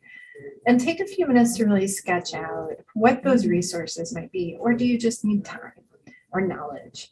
So all of this contributes to kind of this idea of how do I get from where I am now to an actionable state. And if there are resources you need, I'd encourage you to think about grants as a way to acquire those resources to help move your work forward. All right, so crafting directions for research. I know many of you have probably come to your area out of a personal interest, or maybe something that you encountered along your way that sparked a story in your mind that you'd like to investigate. But as you get from kind of that big idea to more specific areas of research, I just kind of want to direct you or ask you to think about a few different spaces. So the first is obviously to look at, and this gets back to this idea of how do we create innovative, fundable programs of research. This is moving towards, I have this idea, to what's innovative, what's going to spark the interest of someone down the road to want to hire me or want to support me in my work. Well, some ways you can think about that is to look not just at what's been done in the past, but what are emerging areas in your field. So these some hints and clues about where you can find these are things like special issues in journals. Those are usually hot topics or areas where there's been enough work to accumulate interest, but it's something that we really see as sort of this emerging area in our own space. So for example, I recently co-guest edited a special issue on complex systems in education with John Hilpert. We did this and it was requested because the editor saw this as sort of this new up and coming topic in education. Conference themes and priorities. What are your division priorities? What are your special interest group priorities? How are those signaling this is an area of increased interest and emphasis? Also looking at professional organization newsletters. Sometimes things that haven't made it into the journals yet have gotten the attention of scholars and practitioners, and we see sort of these alerts coming forward in terms of letters from the editor or other special events or webinars that are coming forward. Also thinking about, especially if you're someone who is interested in conducting community-based or community-engaged research, looking to see if there are, what are the local community engagement or community needs that might fit with the academic research that you're interested in doing. So are there local agencies who have needs that are relevant to your research interests? Do you have partners with them already? If you're working with community partners, asking them what are the pressing problems that you face every day, and thinking about how you can fit within that space or work with them to generate some knowledge and intervention that might directly impact their everyday lives. And the last one, and we're going to spend a little more time on this later, is thinking about funding agency priorities. So you can always look at, and I highly recommend that you look at what agencies like the National Science Foundation or private agencies have funded in the past to get an idea of what they're interested in. But to really kind of have a thought about what's innovative and what's coming next, there's a variety of different ways that you can get to know some agency priorities. You can look at their mission statements. Often institutes and organizations will publish strategic priorities where they're signaling the next 5 to 10 years of what they're really going to be emphasizing in their work and in their funding opportunities. You can look at Dear Colleague letters, which are often letters that come out that are around kind of areas of pressing need that they are going to be soliciting funding for outside of regular funding cycles. So these are all spaces that kind of give you an idea of kind of what is the field moving towards, what are some areas that are maybe under-researched and under-resourced that you might want to consider adding to your own research or consider honing or directing your research to fit with that need. Okay, so just as an example, the Spencer Foundation, this is an example of what I was referring to as agency priorities. If this is directly from their website, their goals are to invest in education research that's transformative, methodologically rigorous, and helps create a better society. They're supporting high quality education research training. They want to broaden the diversity of scholars and scholarship, strengthen the impact of education research for improving educational practice, make education research more accessible to public audiences. So if you look at the idea that they're committed to supporting research that's rigorous, relevant, equitable, collaborative, and transformative, and if you look at some of the recent calls that they've had, there are signals that they're particularly interested in research that increases diversity, our knowledge about diversity, equity, inclusion, and social justice. There are spaces where you can see, okay, my work might fit here. This might be a good place for me to think about. And how might I craft or adjust my work to really appeal to a funder? Because we never fund our own research, right? Well, sometimes we do, but when we submit a grant application, we are asking someone else to fund our research, and they're not going to fund it because they think, because they align with our priorities, they are going to fund it because we align with their priorities. All right, So as you're kind of working on that research idea and getting it up and running, you might think about, are there affordances in place to get your work up and running? So are there internal grants, such as dissertation grants, that might be able to help you out? Do you have the expertise available to you? Are you working with a faculty advisor or other students who have methodological or substantive expertise that are going to help you? Do you have partnerships in place that you can really commit to help get your research off the ground? Those same things, however, can be barriers. So you might have the next best idea or a really in-depth study, but you may not have resources to recruit participants or to hold focus groups with different community members. You may have the idea that you want to do, for example, a mixed method study, but you don't have any expertise in qualitative or quantitative methods. You might need to think about who else you need to recruit to help be a part of your work, or what other class do you need to take, or what training do you need to get in order to move that forward. Then think about partnerships. If you want to do, for example, community engaged work or interdisciplinary work, do you have the people that you need in place in order to be able to help truly commit to a long-term investment in that work?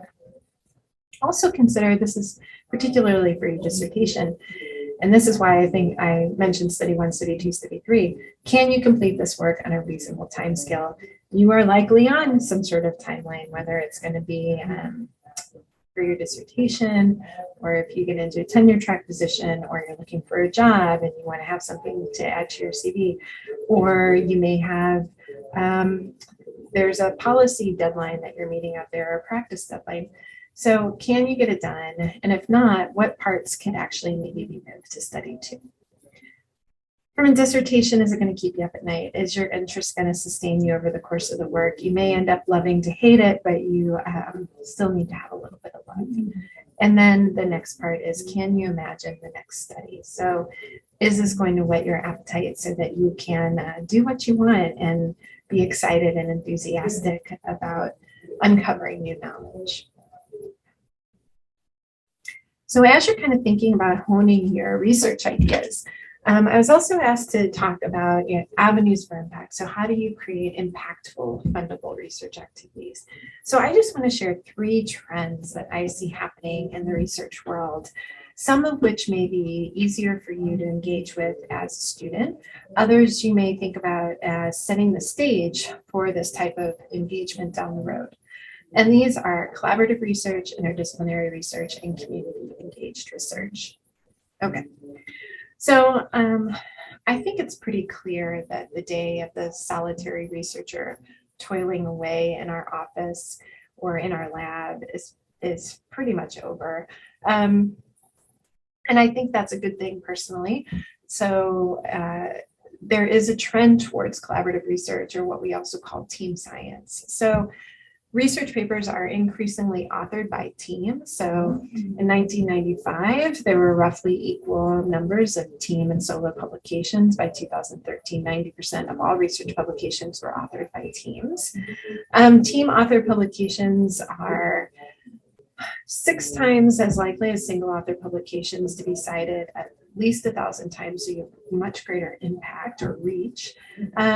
Teams are 38% more likely than individuals to generate novel ideas or resources that are adopted by others. So this is beyond citation indices and things like that. This is thinking about how does creativity, how does collaborative research generate innovation, generate creativity? What emerges from that collaborative process that can't be linked to any one individual, that really is a transactional process where we have an emergent property that is really maybe something that could never happen just coming from one person. So that's, I think, the most exciting part of collaborative research for me. And then team size is also kind of a trend that we're starting to see a little bit more understanding about. This is sort of the idea that small teams might be more likely to generate new ideas. So if you're working with a small group and you're trying to get something off the ground, maybe a smaller group that you can really dig into something with is a good way to generate new ideas. This might be a team of people that are friends that you're working with, other Holmes scholars. Larger teams are more likely to take existing ideas and really develop and expand them. So I think it's just a really interesting this research that's starting to come out around collaboration suggests that, and not to mention the fact that there's increasingly funding opportunities for collaborative or team research instead of individual research. But I think there's a lot of reasons why we engage with teams, and we very likely will continue to do so. So think about, maybe take a minute to reflect on, what it takes to work well in a team. Are there individuals you already collaborate with that you would like to continue to work with? Are there people that you don't? Have you had a disaster? What led to that disaster? And maybe even seek out opportunities that enable you to continue to improve any of your collaborative competencies, right? So how do we work together well? Another area that we're starting to see more and more attention for, but that may not necessarily be something that you engage with as a graduate student or a doctoral student, but I'd encourage you to think about it and to recognize that this is something that is very likely going to be on your horizon. So interdisciplinary research, also another way, is multidisciplinary and transdisciplinary research. Transdisciplinary is where we merge disciplines to kind of create something new. Interdisciplinary is where we bring ideas from different disciplines, we bring them together, and then we often take them back to our own disciplines. There are research benefits. So these include increased research visibility, kind of that idea of, we might have a single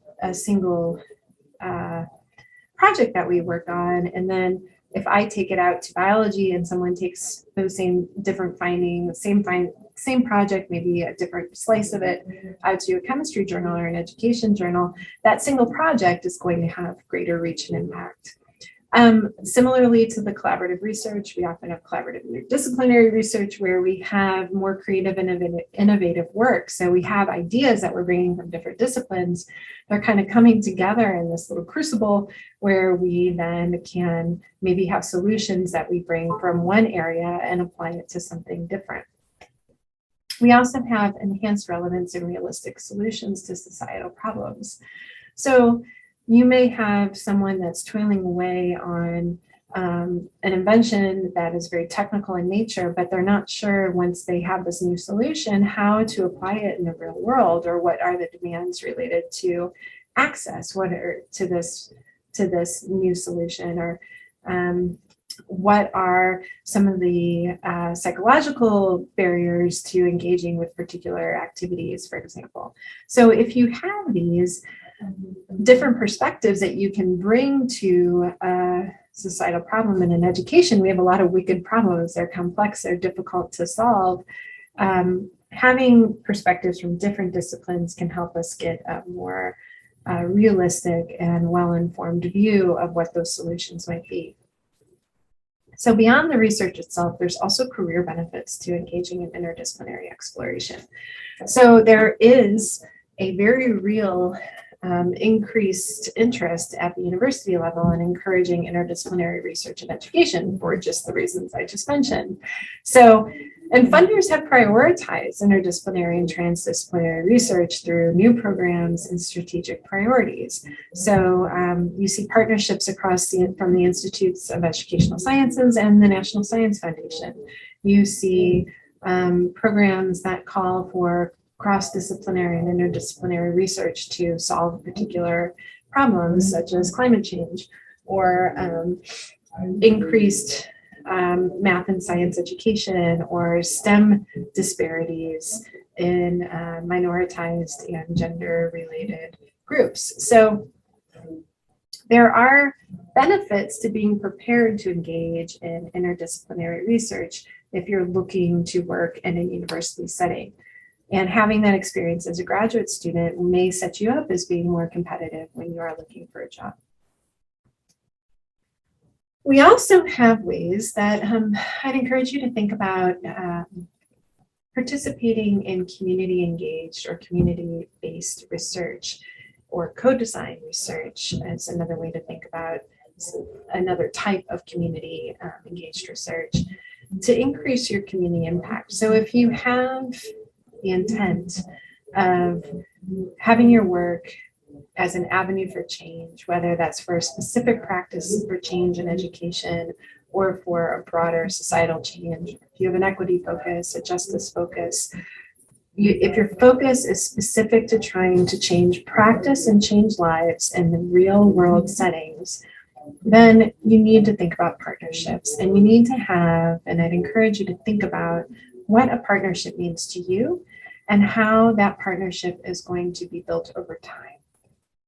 So community engaged research can translate academic work to understand the way that some of our interventions or our activities or our findings might unfold in context that as they're bound by context, and help us think about how those ideas are relevant in practice. So sometimes something that works really great under very constrained conditions isn't going to work in the same way out in the real world.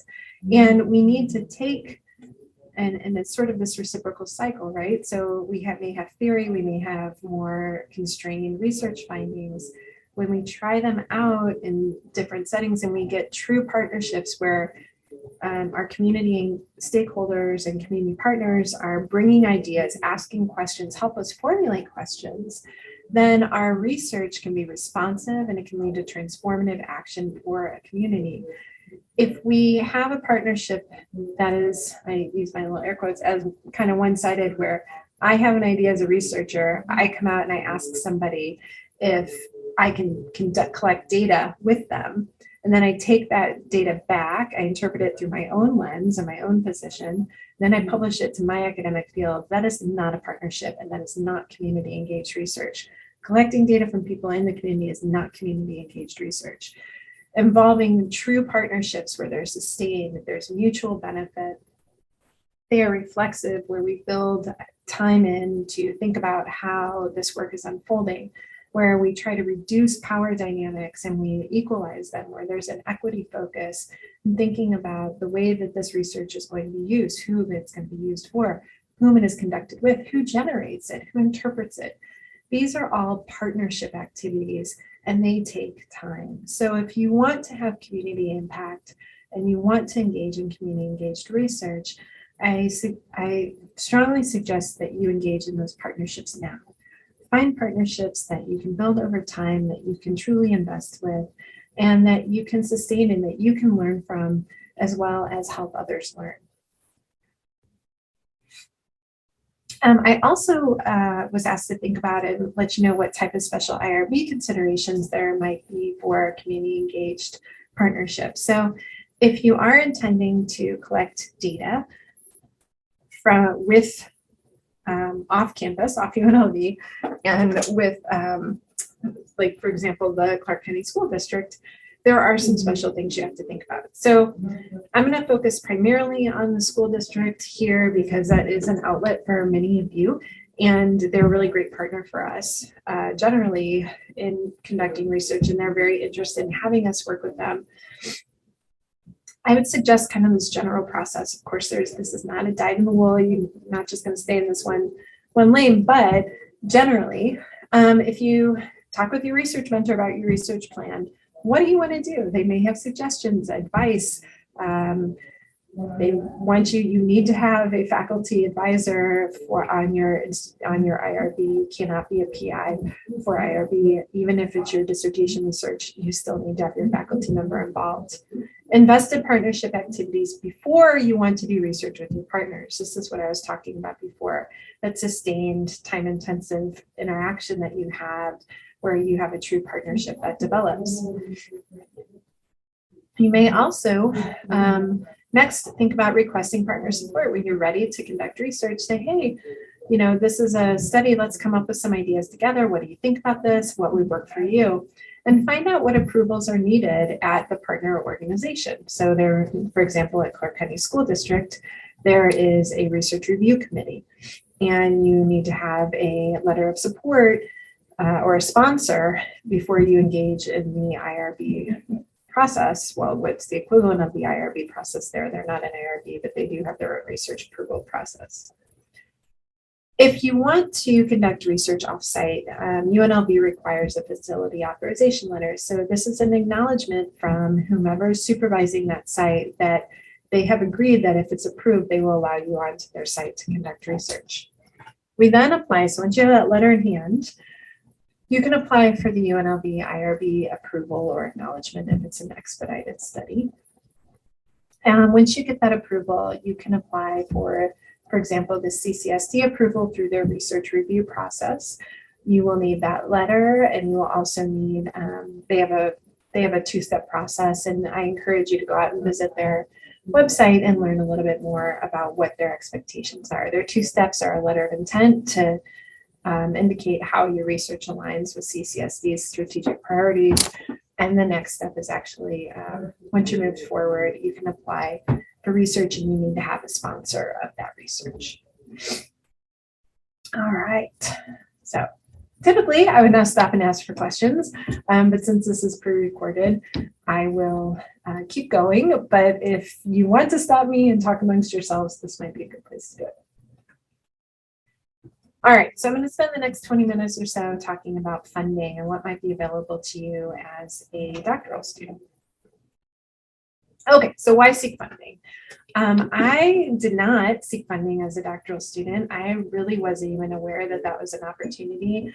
And quite frankly, it was not on my horizon. I don't know where all of you are at, but I think that it's important to have some idea of why you might want to do this. So a lot of times folks, especially when you're starting off in an academic position, for example, you're encouraged to seek funding, but sometimes it's not always clear why you would seek funding. So I just want to come to you as the ADR to say funding does actually really provide a lot of benefits for your research. So it can provide you an opportunity to deepen your doctoral research. You might be able to offer participants incentives to engage with you.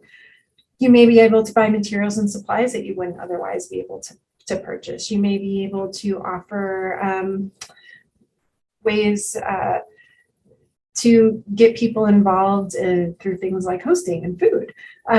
You may even be able to buy yourself time. So you may receive a stipend, which might allow you to not work or to work in a different way or to work less so that you can spend more time on your research. So it does provide some opportunities there. Grant funding also helps you develop your grant management skills. So as you're moving from your graduate program into the workforce, whether you take a postdoctoral fellowship or a professorship or a different avenue entirely, having the experience of managing the budget, managing your project, managing your time is something that's very difficult to learn outside of this specific grant world. So it does provide that opportunity, and it's a very marketable skill. It also enhances your CV. So having a grant line as a doctoral student indicates that this is an area that you're interested in, and many universities and employers more generally like to see that you are grant interested. It can advance and expand your research impact, largely around sort of those opportunities to deepen your research. It can support partnership development and sustainability. So when we are trying to work with others and our research may not be their priority, even if it is a true partnership, if we have something to offer in return that's material in place, whether that might be supplies or stipends or paying individuals for their time to work with us, that is usually goes a long way to defray the effort that people are putting into that partnership.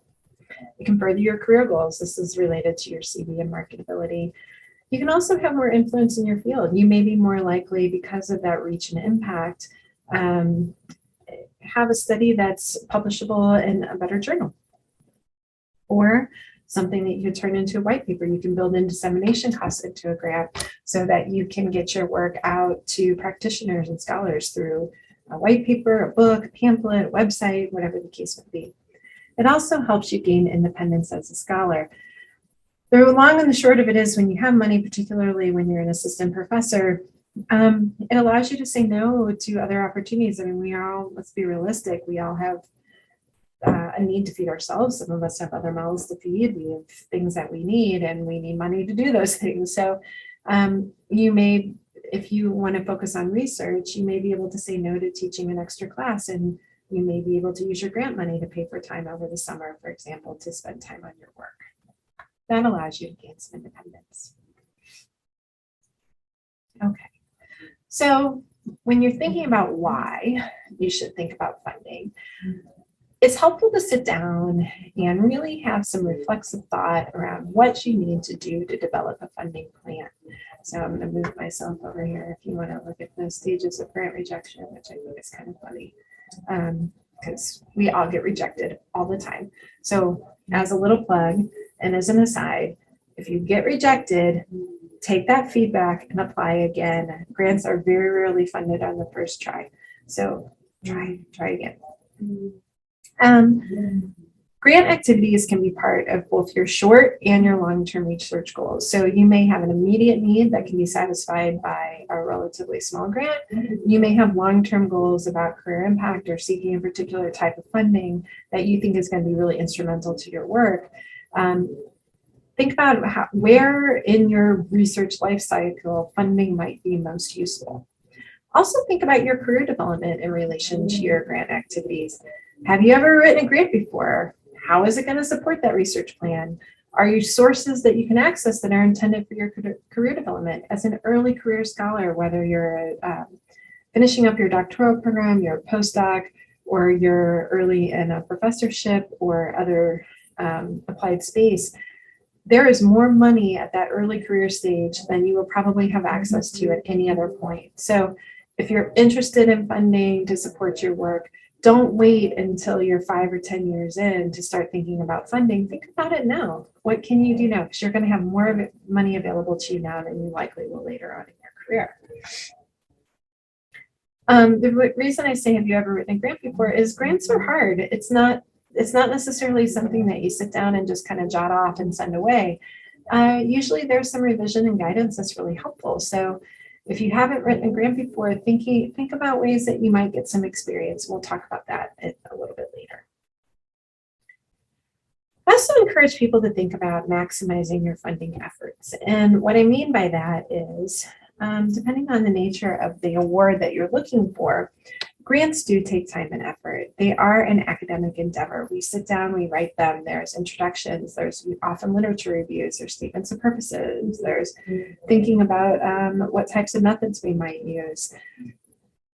That's a lot of effort. And sometimes people say, well, that's something I could be writing a paper about. Well, then do both.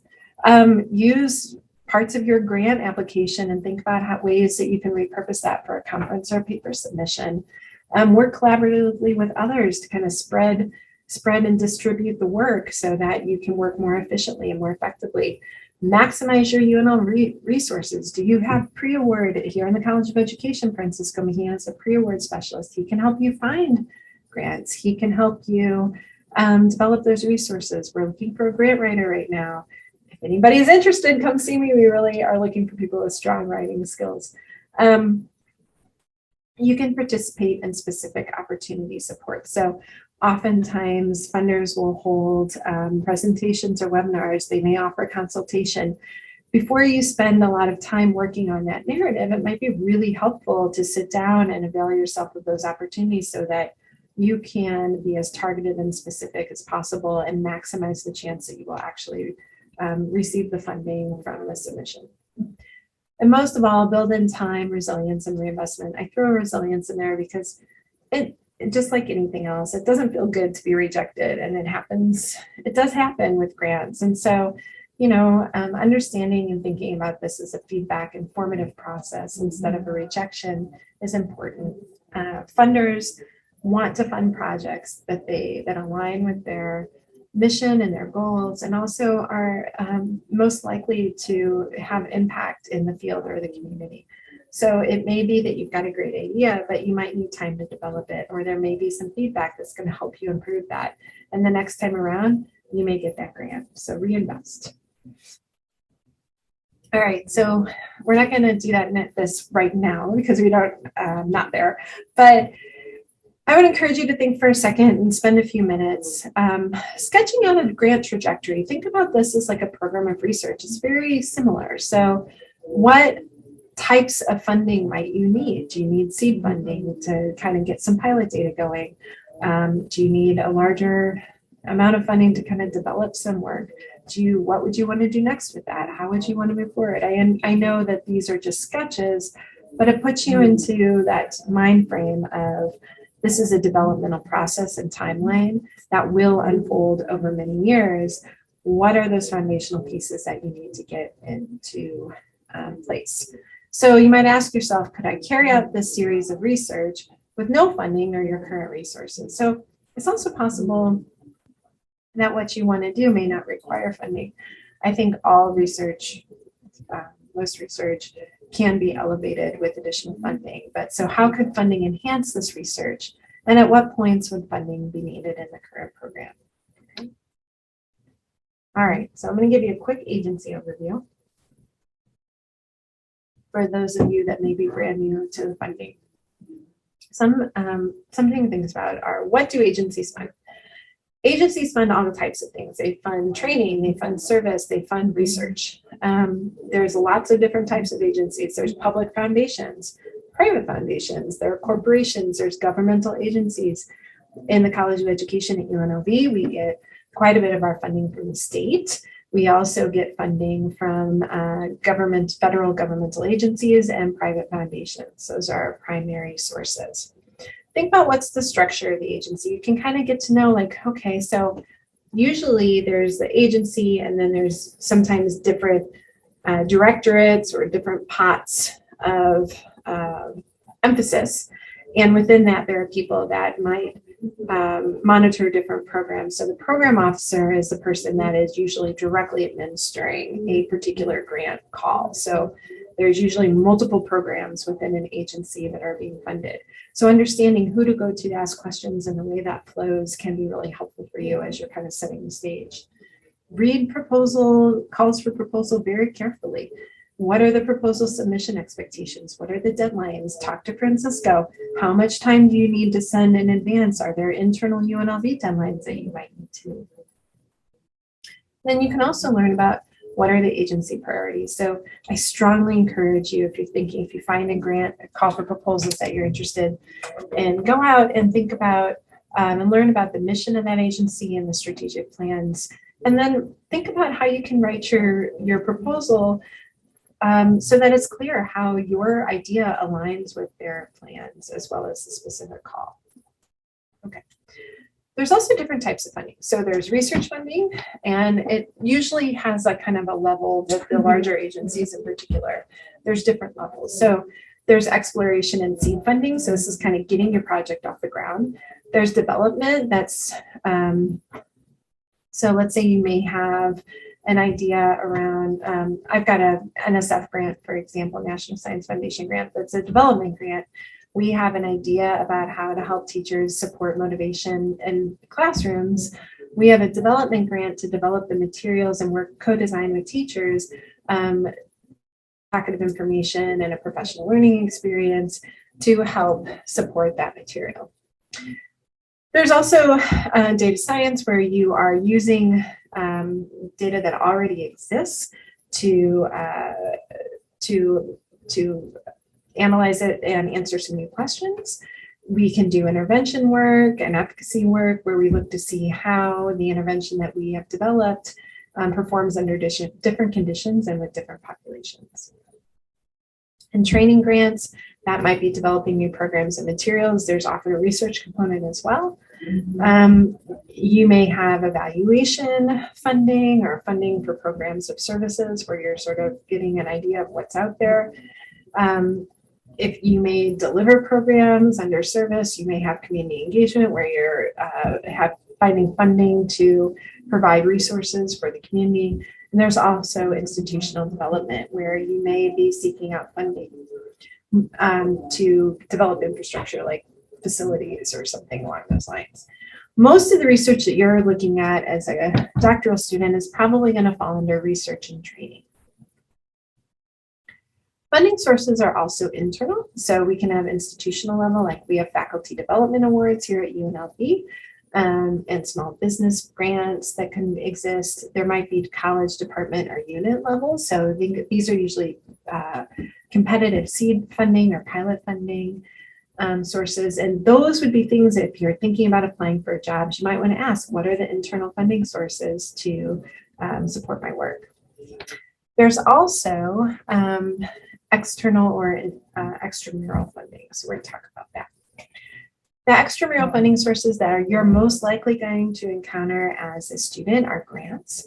And that is financial support that's provided for the provision of this activity. It does not usually involve much input from the funding agency. That's more of a cooperative agreement. You also may get a gift for research, but that's a little bit less likely at this stage. So some questions to consider when you're thinking about or you encounter a proposal funding opportunity that you're interested in.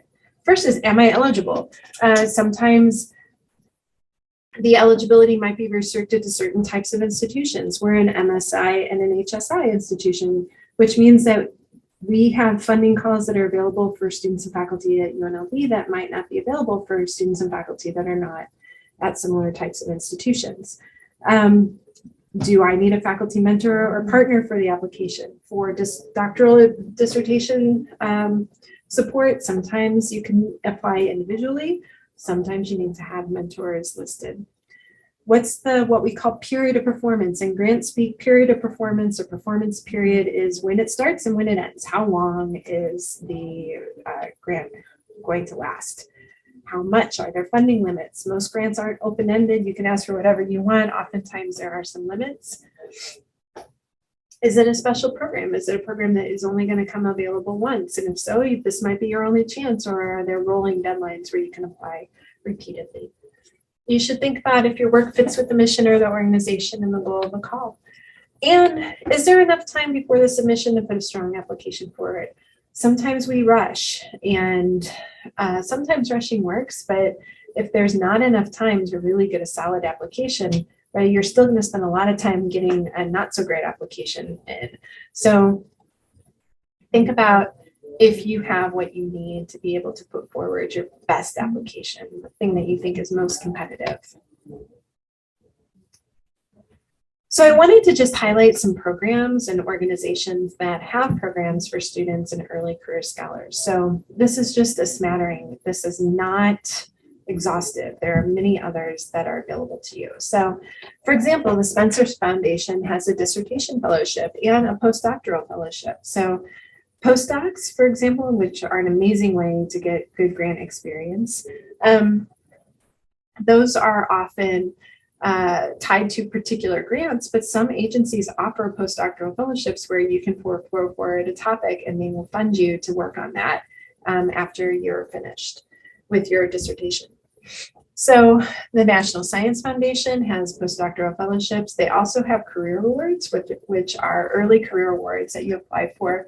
You can receive multi-year funding towards your work. The National Institutes of Health, they have K-Series awards, which are career development awards. Some of these are oriented towards folks earlier in their career.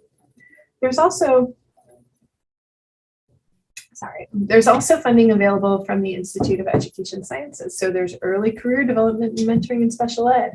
There's methods training.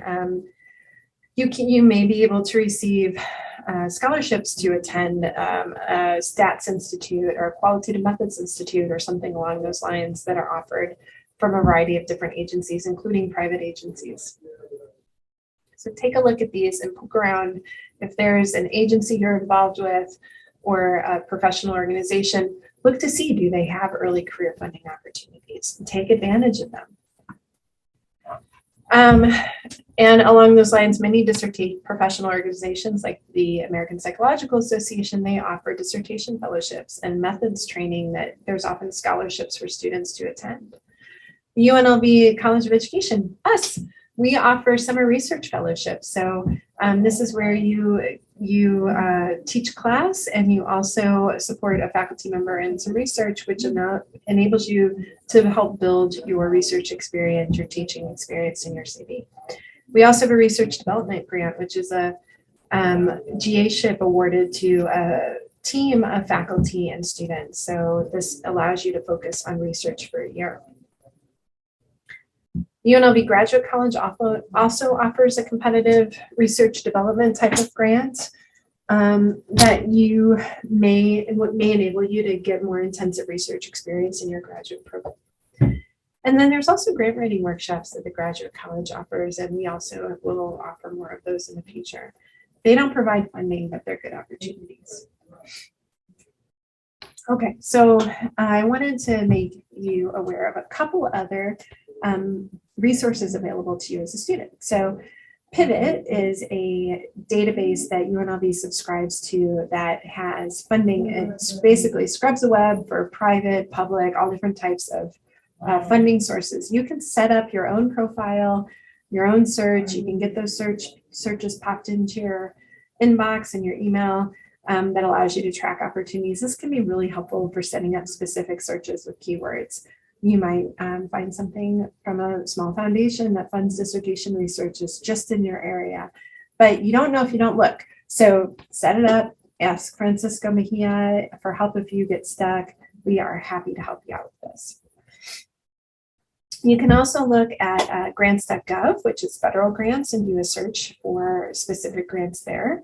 For example, the National Science Foundation has an area where you can say, find funding. And if you click on funding, you can search through the different opportunities. You can also see what's been previously funded if you want to get an idea of what types of topics have been competitive in the past.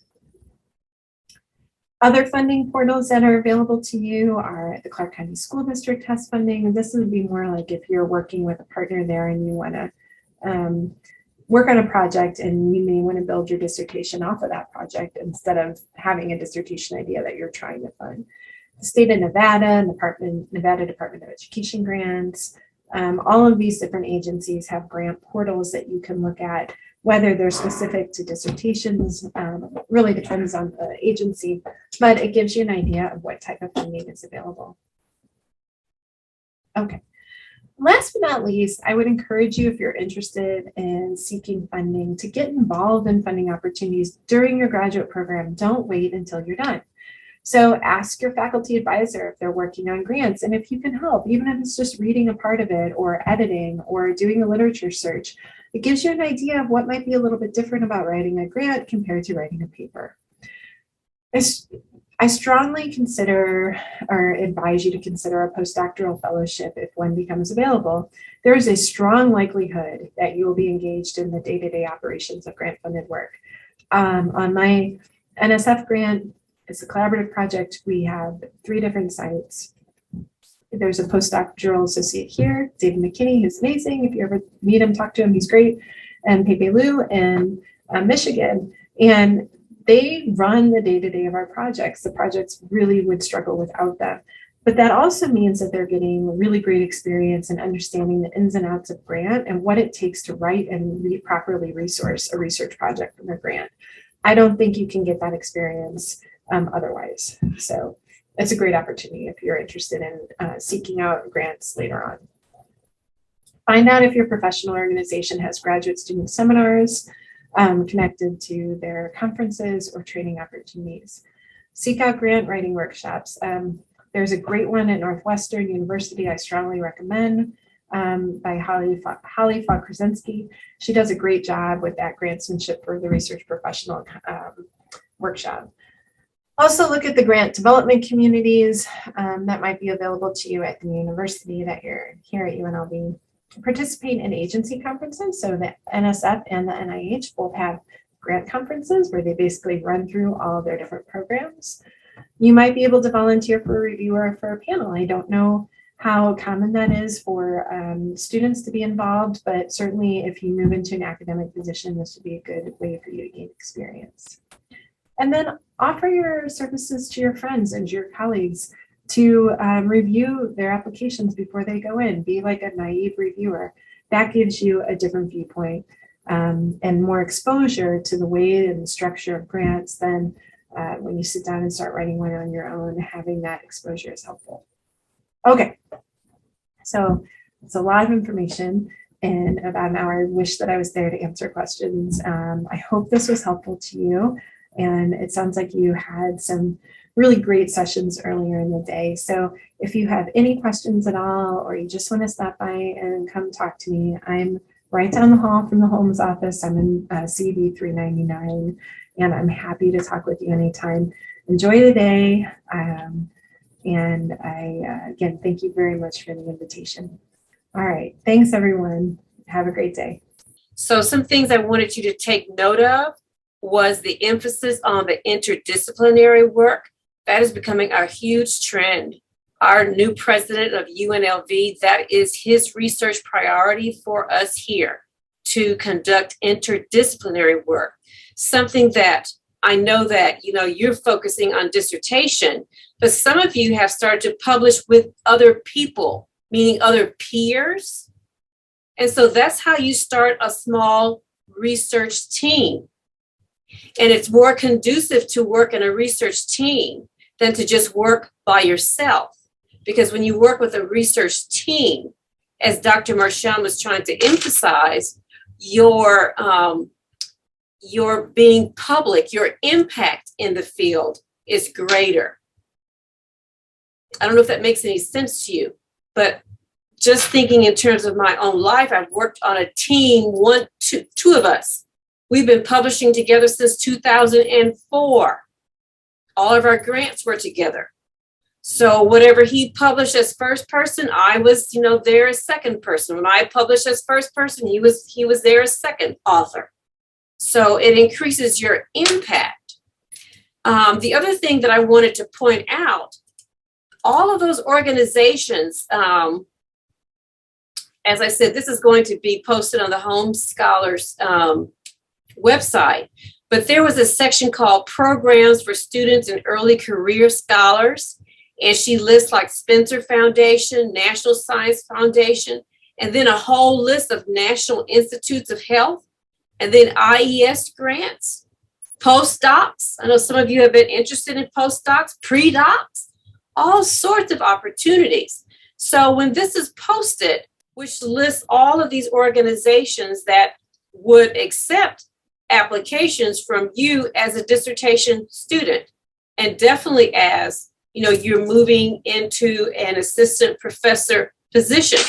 There was another slide that I wanted you to really pay attention to. Let's see if I can find it real quick. She was asking you to develop a trajectory, and she said, think about the first 5 years. Like, where do you want to be? What is the first study? What is the second study? What is the third study? Like developing a path so that the studies are connected. And you start that process with your dissertation work. So this PowerPoint, there it is. That's the slide where she says, sketch out a 3 to 5 year series of research studies. And you can do that just starting with your dissertation. The question she asked was, what comes next? That's an important question to think about. What comes next? You don't wait till next is there before you start to begin to conceptualize something in your mind. You plan for a next. So I'm going to kind of wrap up, our discussion for today. We have about 5 minutes. I'm going to ask for 2 things. One, I'd like you to send an email to me with the commitment that Dr. Joseph asked you to make from her presentation, because the goal of providing these sessions is not a sit and get or sit and talk. It's to think how to mobilize your own doctoral path to lead to the next step where you want to be. So that's one ask, that you send to me your commitment. And the second thing that I would like for you to do is to really go back and look at Dr. Marchand's PowerPoint. Find some area that's feasible for you. Whether it's making a plan, like I sat here, I take notes just like you do. And I sat here and I created this. Looking at my career, what was the first study? What was the second study? What was the third study? How did they come from my dissertation, which was looking at oral language? So my whole career is looking at oral language. Now, how can I use that to position myself where I need to go now with including race as a factor? I'm being very intentional. And that's how you make this career work. A lot of strategy and a lot of planning. Any comments? Any takeaways? I know you're looking forward for lunch at this point, but any comments or any takeaways that are very brief? Yes, go ahead. I think this is a great session. And it is giving us, a pathway to where we want to go. And there are small milestones when we are all, so engaged in doing our coursework and planning for research proposals, we tend to miss the bigger picture. Mm. And this is like a big picture. It guides you and gives you different perspectives that where you are, where you want to be, like creating lead indicators. And then stop and pause and evaluate. So I'm so glad that I've been able to listen to everybody and I look forward to integrate this in my journey. Thank you. Thank you for your takeaway. Any other takeaway? Because this is about you and your journey, your path. I would say for me, let me do this. For me, just having a commitment and then sending it to you, that's going to keep me accountable. And then also, I would like to just get into the practice of doing weekly commitments so that I can stay on top of the many hats and the many responsibilities with being a graduate student. So that's something I'm definitely going to take with me. And then also, thinking more about funding and how important that is to research and preparing myself for asking for funding. Well, Camila, you're sitting with two dissertations that were funded. We've got Dr. Matute here, we've got Priscilla Morris here, and through the Holmes Scholars Organization, they both received funding. I sent, I think I sent out to you, AERA has funding for dissertations also. Most professional organizations have some funds for dissertation work. And Dr. Matute, you can be looking at early career work. There are, I know Spencer, I think, does early career. There are certain organizations that have funds set aside for early careers to get you started. Okay. I want to thank each of you for coming. This is a commitment in 2022 in February. I've selected the topics intentional because this is the beginning of the year when we make commitments. So in January, Holmes Scholars, we had a presenter, the Associate Dean from San Francisco State, talking about self-care from a BIPOC focus, to make commitments about taking care of self in this type of work that we do. So I wish each of you, whether you're Holmes Scholar, whether you're all scholars, I wish each of you, success in this semester. Holmes Scholars, we don't meet anymore in February. We'll see each other in New Orleans. Okay? So with that, I'd like to adjourn. And I'll be looking at my emails for those. Thank you so much. And I've made the commitment to send those the evaluation guides. It was evaluation and race, using race as part of an evaluation process. I'll send those guides to you today. Thank you, Young Bach, for everything. Oh, you're very welcome. My I know it's pleasure. hard to keep up with me. Take care, everybody. Bye-bye. Thank you. Thank you. Bye.